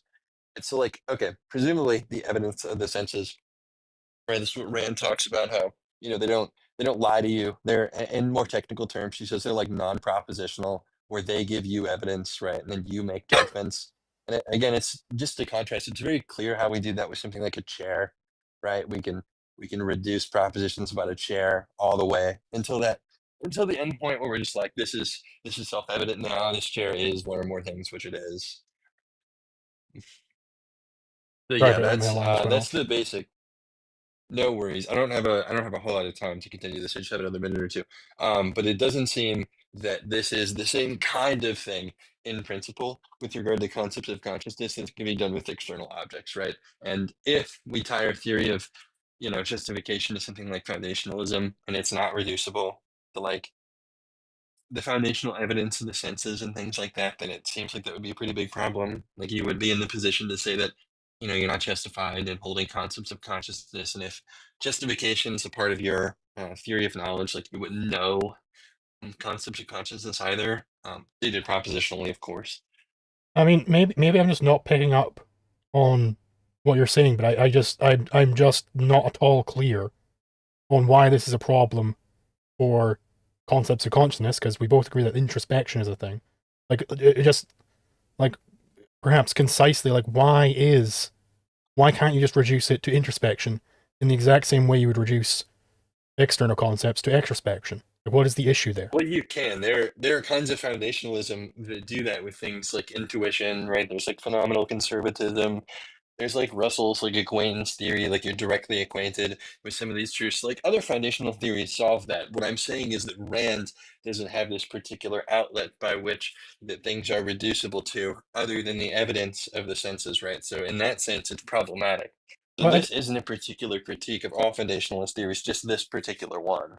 okay, well, I mean, I don't think she would reject introspection. I've definitely read in Yeah, she objectivist works talks that about it. they're fine Yeah, with she doesn't. introspection. Yeah. Also, I have to go for a few minutes, but I'll talk about this. All right, well, see ya, and whilst thank you for coming on. Whilst you're gone, I did get a massive super chat, which I'll have to read. Sweet, from Yeah. Soulsy727 for $200. That's a big one. Thank you very much, man. Oh man, Well, that's a lot of goddamn money. I have been planning on doing this donation for a while. Just want to say thank you for getting me into libertarianism. It has changed my life. If you ever decide to write a book, I think it would be a good idea to do a few signed copies. I know I would buy one. Well, absolutely, I'll do that, and I am planning to write a book, and thank you very much for the money. It's very much appreciated. that's Pretty really much cool. $1 for every single viewer I've got on YouTube. Oh yeah, I think I saw it was around 200 earlier. Yeah. Very cool. The subject he was getting at, I guess it got a little more clear to me when you were talking about it. I could probably use some expanding on that later though. But I think one of the questions you asked was like, is the problem that like you can't observe into somebody else's mind and I guess introspect what they're introspecting? Is that a question you asked him at some point? Yeah, because I was just trying to pick up on like, okay, well, what is actually the issue there? And I think one of the things he was saying that's actually a tangent he was on, that like we know that we're feeling the same type of love. It's like, okay, well, so is the issue that like I could just show you a tree and we can both do that same extrospection, but I can't literally introspect into your mind, and then but that apparently wasn't his main issue. So like I don't know what his main issue is. I'm going to be honest. There were a couple interesting things in there. Are you familiar with the private language arguments?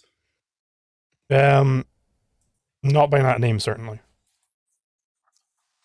I'm not super well understanding of it, but it is a Wittgenstein argument,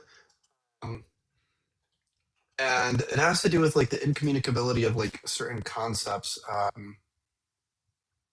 don't want to. Well, presumably he wasn't able on to tell this us about quote, those though. concepts if they're incommunicable. Yeah. So I suppose we're fine. You could never give me an The example words of of what. this language are. Yeah, here's a quote. Explained it thus: the words of this language are to refer to what only the speaker can know, to his immediate private sensations. Okay, so this might be a sensational thing. So another person cannot understand the language, and then that's the end of the quote. It says this is not intended to cover easily imaginable cases of recording one's experiences in a personal code. For such code, however obscure in fact, could in principle be deciphered. So Surely is you he couldn't just cover any talking about on a imaginable. Like sensational I can't level? imagine a single thing where I couldn't, like, oh, that pain in my leg. You know, like I don't know. Of course, he can't give an example of it by his own premises, so I'm not sure it's so much of a problem. Yeah, I mean, I've heard of people saying like I have like this feeling that I can't describe, and I guess that's I mean, that's just bad kind of close, vocabulary. but yeah, I think that might be the case. That Or might they're be the just, case, or they're yeah. just like autistic or something. Like if they're really autistic, maybe Well- they're like, I don't know. What do you mean? Love? What is this love? It's like, okay, well, you know, I don't. This is not really relevant. Would this fall into the same category? I think Peikoff makes an example in some there's some lecture that God, I don't remember what the topic was, but he's basically talking about the way we experience sensations. Since it's like not propositional, it's not like false. It's like the way we like our eyes see colors in this particular way because that is the way our eyes work. And he said like if we saw the color or we described some sensation, we might say it's this. And I don't remember what he said, but maybe you say like, oh, this sensation, this thing is cold or whatever. And he said if you had a Martian that experienced certain things through like an antenna on his head. Mhm. And when he experienced the same thing, he said, it's buzzy.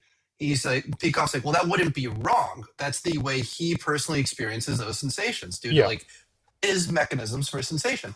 In the lines of this, like I guess we technically couldn't know what he meant when Yeah, he says so it might just be like that color is buzzy. like the what is it like to be a bat thing, and we're like, yeah, you can't imagine what it would be like to be a bat because they have completely different like sensory apparatus. Like I can't imagine what it would be like to have echolocation because I don't, or like sonar, for instance. I mean, Yeah. if it's just that, I don't think it's necessarily, but it doesn't really get you very far in disproving objectivism. I don't think objectivists would disagree with that. Radcap, are we am I touching on that at all? Private language stuff, like again, wasn't it's kind of tangential to the first point I was making. It's essentially just arguments to the effect that like the communicability of like private phenomenological states doesn't seem to be possible. I mean, you can think of a really stupid example or just easy one of like, imagine you were trying to explain what red was to someone who is like colorblind. Like in principle, that just doesn't seem like a feat you can achieve. And when I say when I say red, I mean like the phenomenological state associated with red, like the what it's likeness to see red. So in principle, it's an argument against that. But the broader point, and maybe it'll be more clear if I use like Descartes' cogito, because he's like the arch foundationalist, like the history of philosophy, right? So something is justified on the basis that it's reducible to the self-evident, and he thought the only thing that was self-evident was the cogito. So it becomes unclear, right, as to how we keep large swaths of our knowledge. And the ultimate answer that, you know, contemporaries and people who've looked back on him have given, that if you accept that kind of foundationalism, then you know almost nothing, right? It's like it's unclear how the proposition that I don't know, it's raining today as this like unbreached inferential chain down to like exist, or I think therefore I am, some variance of that, right? So you lose a lot of knowledge, and unless you're a skeptic, then it stands to reason that it would be a mark against your theory, right? If you're we apply your standards and then we know nothing, right? That would be a pretty big problem. And that's kind of what the critique was, you know, in regard to foundationalism, right? Is that if we don't have any other kind of means to know something except for reduction down to self-evidency, right? Or like axiomatic concepts or something like that, like in the objectivist terminology, then it seems like we lose lots of things that you would be intuitively inclined to say that we know. Too restrictive, right? Too narrow. Whereas something, you know, like phenomenal conservatism, on the other hand, you can justify almost anything. One of the strikes against that theory or relevant critiques is that it's too liberal, allows too many things in to be prima facie justified, right? And so this critique works in reverse order to that. Were you wanting to jump in on that, Edward? I was hoping you would. Okay, yeah. So I mean, so I'm just trying to like unpack this in my mind here. Like, so the issue with foundationalism, at least Ayn Rand's version of foundationalism, is that you wouldn't be able to like communicate. Just one example would be, I couldn't communicate like what it's like to see red. A person who's never seen red or couldn't see red because they don't have eyes, they don't have a visual cortex, whatever. No, I don't think that's an issue with foundationalism or Rand's foundationalism. I think that's like just like a private language argument. Okay, about so the communicability of how about phenomenological. like without any tangents this time? Like, what is like the specific problem you're having with Ayn Rand's foundationalism? Yeah, it seems like as a theory of justification, and if you take your theory of knowledge or your definition of knowledge to invoke some kind of justification, then Rand's foundationalism would be too restrictive. Again, we'd lose in the same way in the cogito example I brought up earlier, right? We'd lose a lot of things that we think we'd know. It's too restrictive. Like, right? what specifically Then would the we area- lose with Ayn Rand? We take Yeah, her I think theories that you given. would lose a bunch of concepts of consciousness because it seems like there would be difficulty in reducing it down to the evidence of the senses. Can you give like an right? example of like some specific concept of consciousness we would lose if we accept Ayn Rand's theory of epistemology? Yeah, so it seems like maybe some deeper emotion. I mean, we were talking about love earlier. We can just use that one again, right? Again, to contrast, it's very easy to see how we would do this with a chair, right? We would reduce the concept of a chair to self-evidency, right, with the senses. But it's not as clear under Rand's foundation or framework to say that we could do that with love, right? Well, how not? Because In I can principle, they I can seem different. introspect and just directly observe. Like, it doesn't even matter if I can tell. Like, if I lived in a race of sociopaths who've never felt love, or they can't feel emotion, it wouldn't even matter that I couldn't communicate what that was like to them. Like, I could myself still identify that. Like, how do I lose that Yeah, but identification? introspection isn't the unmediated access to reality that like Rand claims the With access senses to a are. part of Right? The reality, at reason least. Yeah, I don't want to get into that in particular, right? To be on the main point. Okay. But okay, so the senses, the reason why Rand thinks they're like indubitable, infallible, whatever you want to say, that they're non-propositional. Like you have access to this, and then right, you draw like Kelly's language in particular, perceptual judgments, and that would be like the basis of your like external knowledge of things like that, right? So excuse me, in the same sense, right?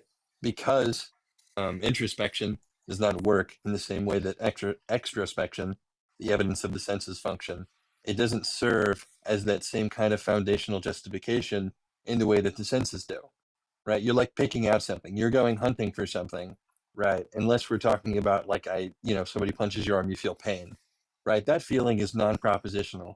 Right? But phrasing these things propositionally, picking them out, presumably if you have an internal dialogue or an internal monologue, then you introspect propositionally as well, right? Like you think. Okay, but hold on. I'm just trying to, like, not to interrupt too much, but I really want to try and get through and understand this. If you're saying that feeling the sensation of pain is like similar to extrospection, like that's fine. But like, is that not also like that's within your mind? Like you're identifying that introspectively. Yeah, I agree that you can that you then make the judgment introspectively on the painting. I'm talking about things that Or aren't painting, did you immediate, say? like pain. No, pain. Okay. The physical sensation of like Okay, so like I don't understand like what is the issue? Like if I can turn my consciousness inwards and identify different states of my consciousness as against other states, like I can identify how, oh, I'm happy today, I wasn't happy yesterday, and then like what is the like specific issue here? Like how am I losing love on this view when I can Yeah, just so introspect it? yeah, so pain, right? In that example, pain would be a more intuitive contender to work like something like chair because you get the non-propositional phenomenological sensation of pain, right? You feel something. It's not imagine you weren't actively feeling love or you hadn't felt love, but we want to say that you could be justified in knowing it, right? Assuming it's part of your theory of knowledge. Well, yeah, you wouldn't know what So love when you felt like introspect, if you hadn't ever yeah, felt it. yeah, I don't think Ayn yeah, Rand you would wouldn't, reject that. yeah, you wouldn't be acquainted with the phenomenological profile of the concept. Right, but like, how is this an Again, issue? Like, how does that mean you lose love entirely? Because if you have felt it, then you can just look at it the same way as you'd because look at anything else. yeah, again, Because the you're saying there that reduction, that it's fine with pain because you can feel pain. But like, I mean, I can feel love as well.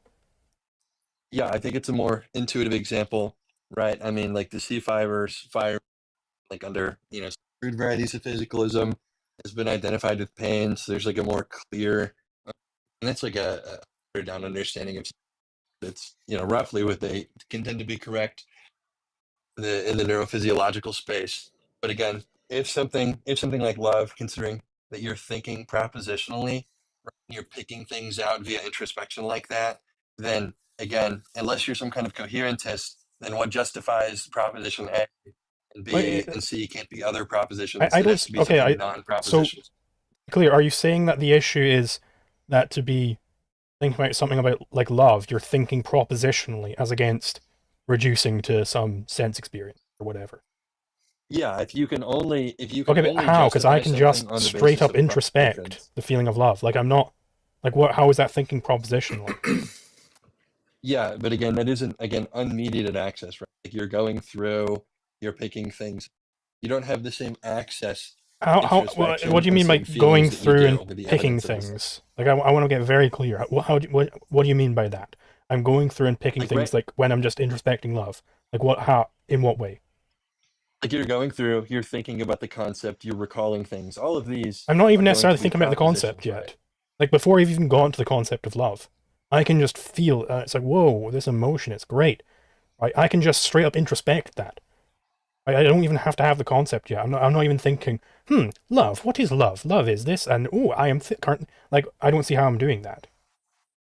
Yeah, so again, even if you do want to say in a sense that the feeling is non-propositional and you want to like default on that, then I would just bring up the Solarian that I had talked about earlier as to why I necessarily think those are going to be legitimate moves to be made.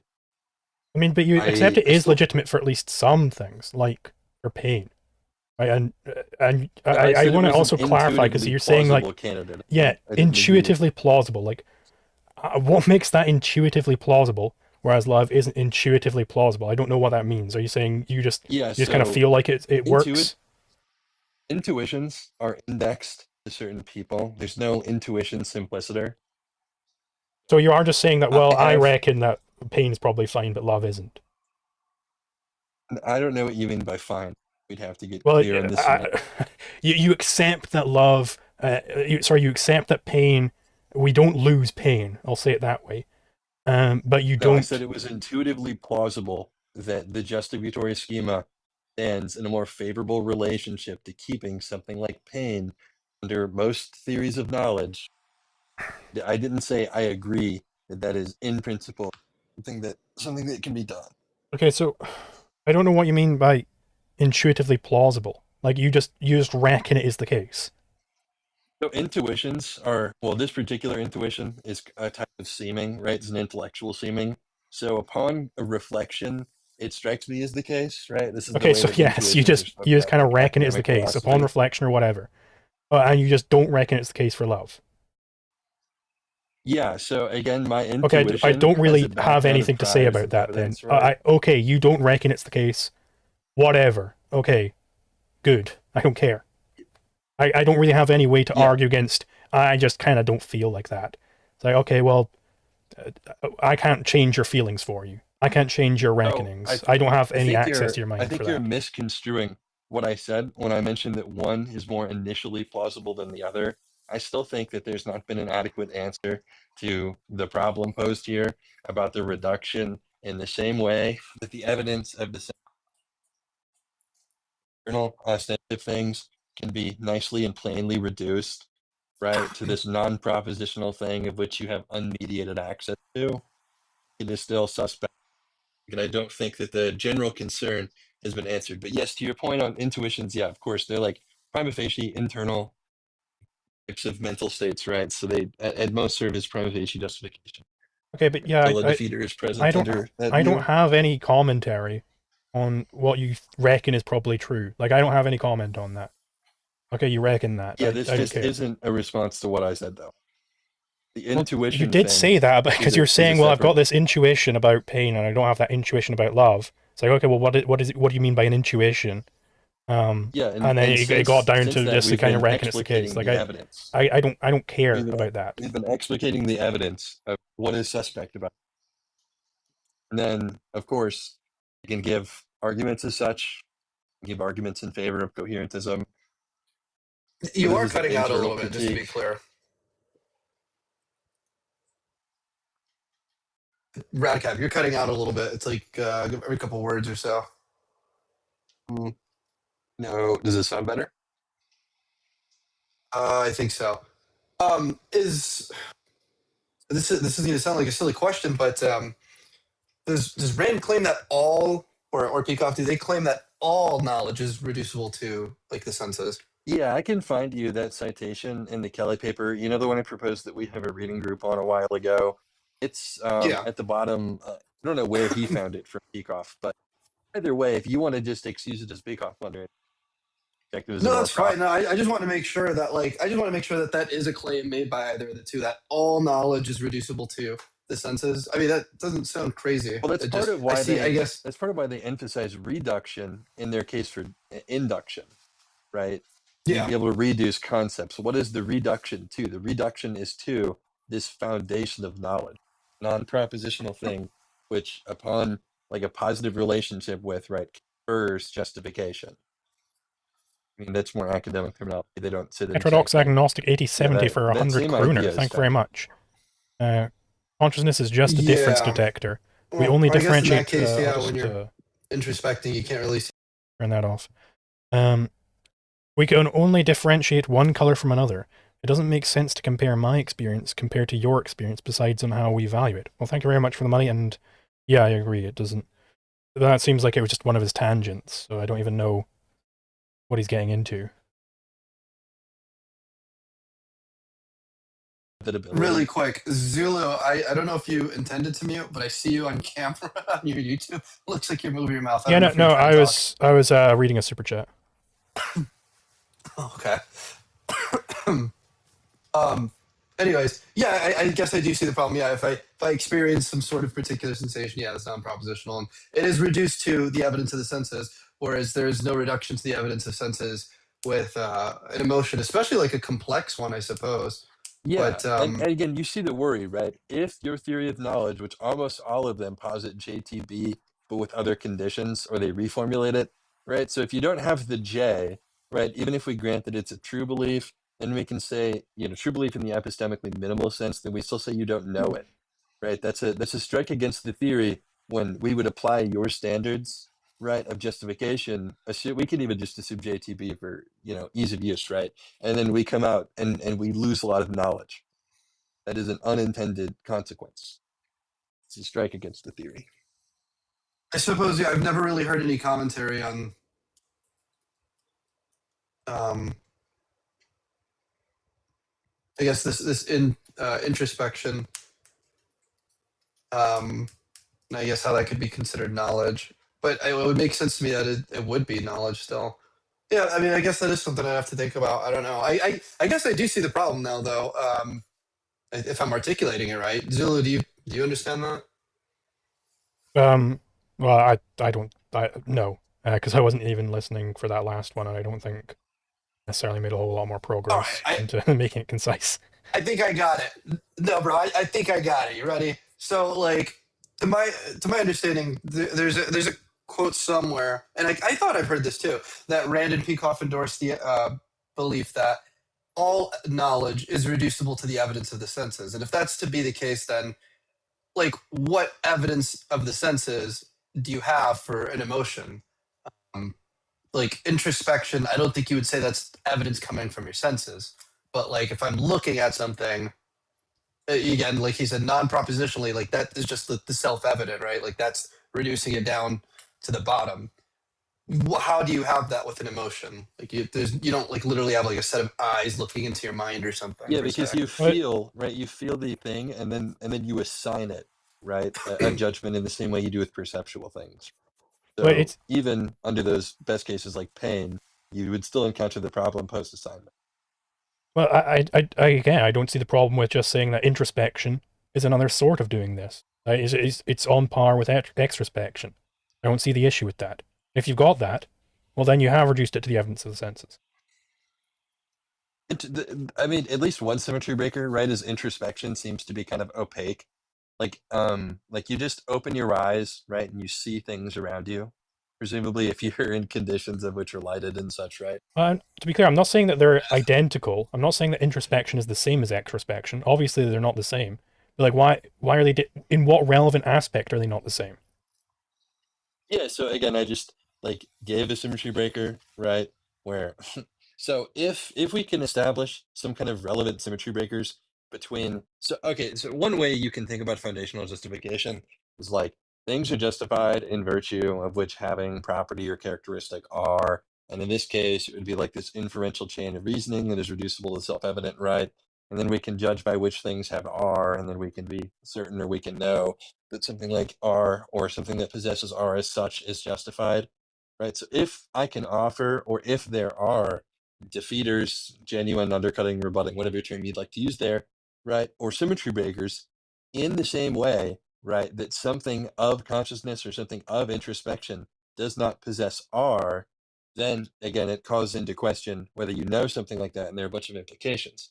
But again, under the objectivist view, right, the evidence of the senses thing, induction, reduction, a lot of literature, a lot of ink has been spilled trying to get that point across, right, that knowledge need be reducible to be certain, to be justified to the self-evident. And it doesn't seem like introspection, prima facie, right? Then we're getting back into seemings. What a Like particular I'm not. claim would If be like you're, invalidated? but I just want to say, like, if your like root level here is against for introspection being fundamentally distinct to extrospection is, well, it doesn't seem to be the case. Like, I'm just not going to even engage in that discussion with you. I don't care if it doesn't seem that way.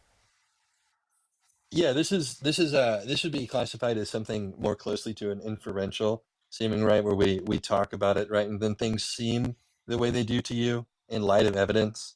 Like if I present you 3 pieces of evidence for proposition A, right, and you come to accept proposition A, that it would seem to you in light of some process of inference, maybe like IBE or something, that A is the case. The seeming doesn't do the heavy lifting in the sense where it's like this mystical thing that has no evidential relation or bearing on anything else you would care about. Seeming is just a way to communicate a certain kind. It's easy to kind of cast off intuitions as kind of a boogeyman in this case because they sound kind of unscientific or something you really wouldn't care about. But intuition is not being used, or seeming is not being used in the same way to convey this different kind of, again, namely inferential.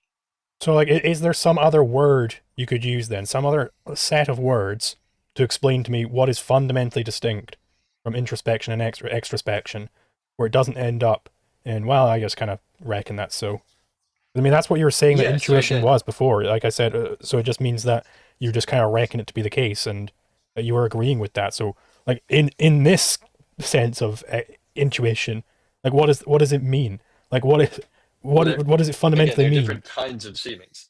Okay, different kinds of seemings. Okay, so for this kind of seeming, like, let's just plow through on what fundamentally is distinct from between introspection and extrospection. And I swear to God, if Yeah, you the say, well, they symmetry- seem the symmetry different, breaker I offered I'm going was to leave this opaqueness. chat, and The that's symmetry that. breaker that I Okay. offered was opaqueness. Okay, so introspection you consider more opaque than extrospection. Yeah, there's Why like does a that layer matter? of mediation. What do you mean? Why does it matter? Why does it it's matter? A relevant symmetry breaker.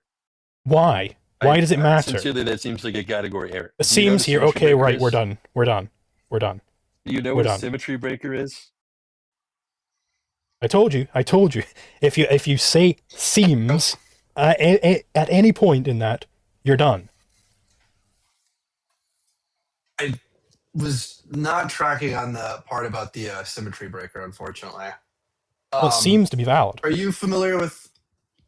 Are you familiar with like phenomenal conservatism in general? Not particularly, no.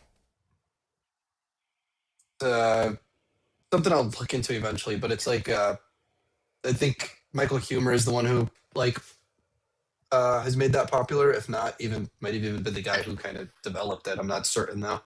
What's up, Olive Lover? I just have a question. Can you guys simplify the conversation just happened for people like me and even like people in Zulu's video comments that absolutely have no idea what the hell just happened? Can you guys like simplify the conversation? Yeah, so I guess there's a claim somewhere which I don't think is strange, but Rand and Peikoff would endorse the idea that all knowledge is reducible to the evidence of the senses. But then is it possible, he's raising the question, is it possible to have knowledge of like something you would have to introspect for, like an emotion, because that is not reducible to the evidence of your senses. It's not like your eyes are seeing it or your tongue is tasting it and so on. Like you have knowledge of emotions if it's not reducible to the sensational level. What's Redcap is saying? He's just saying like he's questioning if you can have knowledge of like an emotion since it's not reducible to the evidence of the senses. Okay. Yeah, now we can kick me out. I don't know, to leave. But do you have an answer for that? No, I don't. Like, I didn't even understand like 90% of the conversation, so I was trying to like get a simplified explanation. It's okay. It took me like 15 or 20 minutes before it actually kicked in, but okay, we'll see. I actually fear I might still be missing something though, if we're being honest. Well, it seems like that might be the But case. I just don't even care about that conversation any further. Like, if the fundamental, well, this is a symmetry breaker. Why is that a symmetry breaker? Why does that matter? Oh, well, it seems, okay, no, sorry, we're cutting that off there. No further. like I said, on that part I didn't track. I couldn't even repeat to you exactly what happened there. But yeah, I've never understood the whole intuition thing in phenomenal conservatism. It's just strange to me every time I've ever heard it. But we've been running this for a while. Not a lot of opposition. Do you want to close it off, or? Yeah, sure.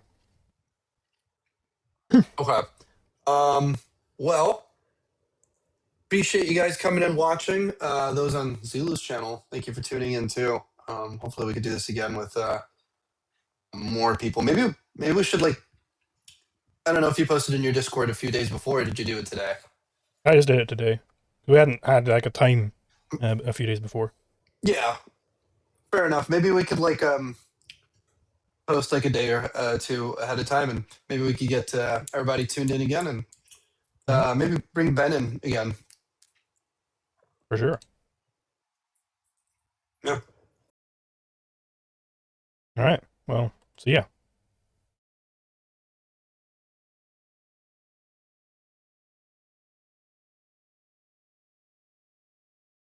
All right. Let's make sure I hit all the super chats. Oop. Pop that out. A lot of donations today. It's crazy. Heck. Funding. All right. So, Soulsy727 for another $100. Jeez Louise. It's a lot of money, man. Thank you. Next time I donate, it'll be on Ko-fi. I just want out all the money I planned to go to you to actually go to you. Another thing I wanted to say is I've used the things you have said to convert a bunch of leftists to libertarians, trying to reach the remnant one step at a time. Thank you very much. That's great. And yeah, if you do want, because YouTube will take a cut, obviously, but Ko-fi, it doesn't take any cut. You can choose to let it take a cut, and you get like extra features, but I'm not interested in those features.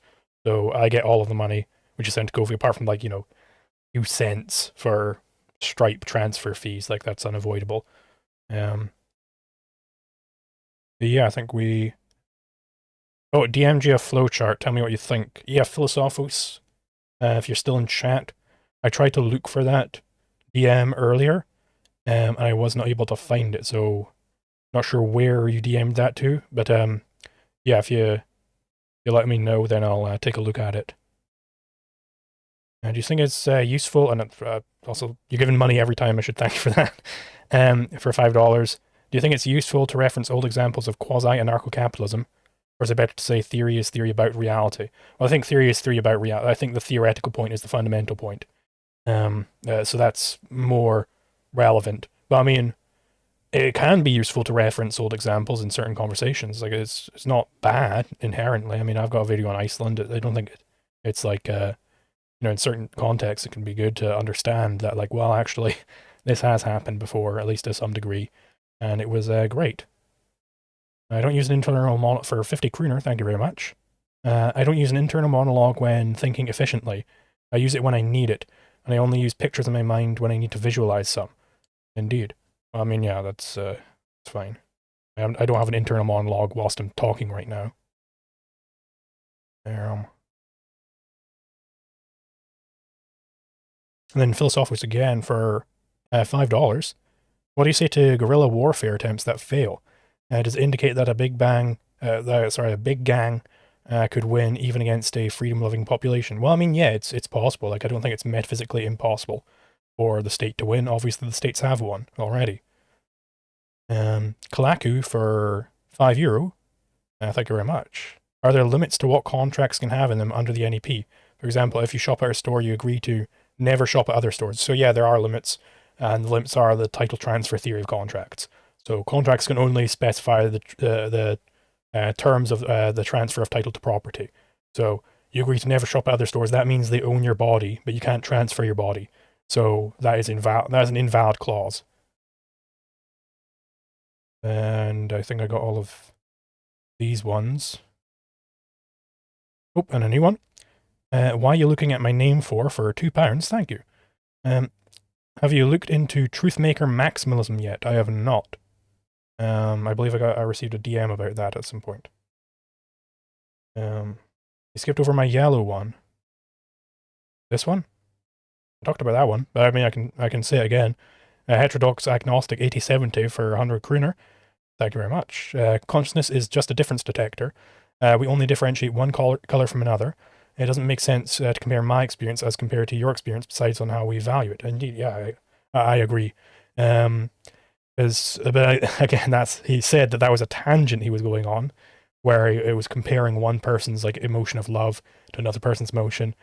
It's like, okay, well, if that's a tangent, like I really don't know what you're getting into. And it seems like what he was trying to get into was that introspection is fundamentally distinct from extrospection. Introspection has this symmetry breaker, namely it's more opaque, whatever opaque means in this context. And it seems, and this is a valid symmetry breaker. Why is that the case? Well, it seems like it's the case, and then I don't know any further from that because I just do not care to continue conversations with seamers. But yeah, thank you very much everybody who came along. I think it was a good stream. I'll have to be careful with the old maybe I don't even have the TikTok on the screen, and I could just have like the audio coming through perhaps. That could work. Because otherwise, some of these people have untoward things on the TikTok. And I'll get banned for saying fucking retarded. It's crazy. Yeah, thank you very much everybody for coming along, and I'll see you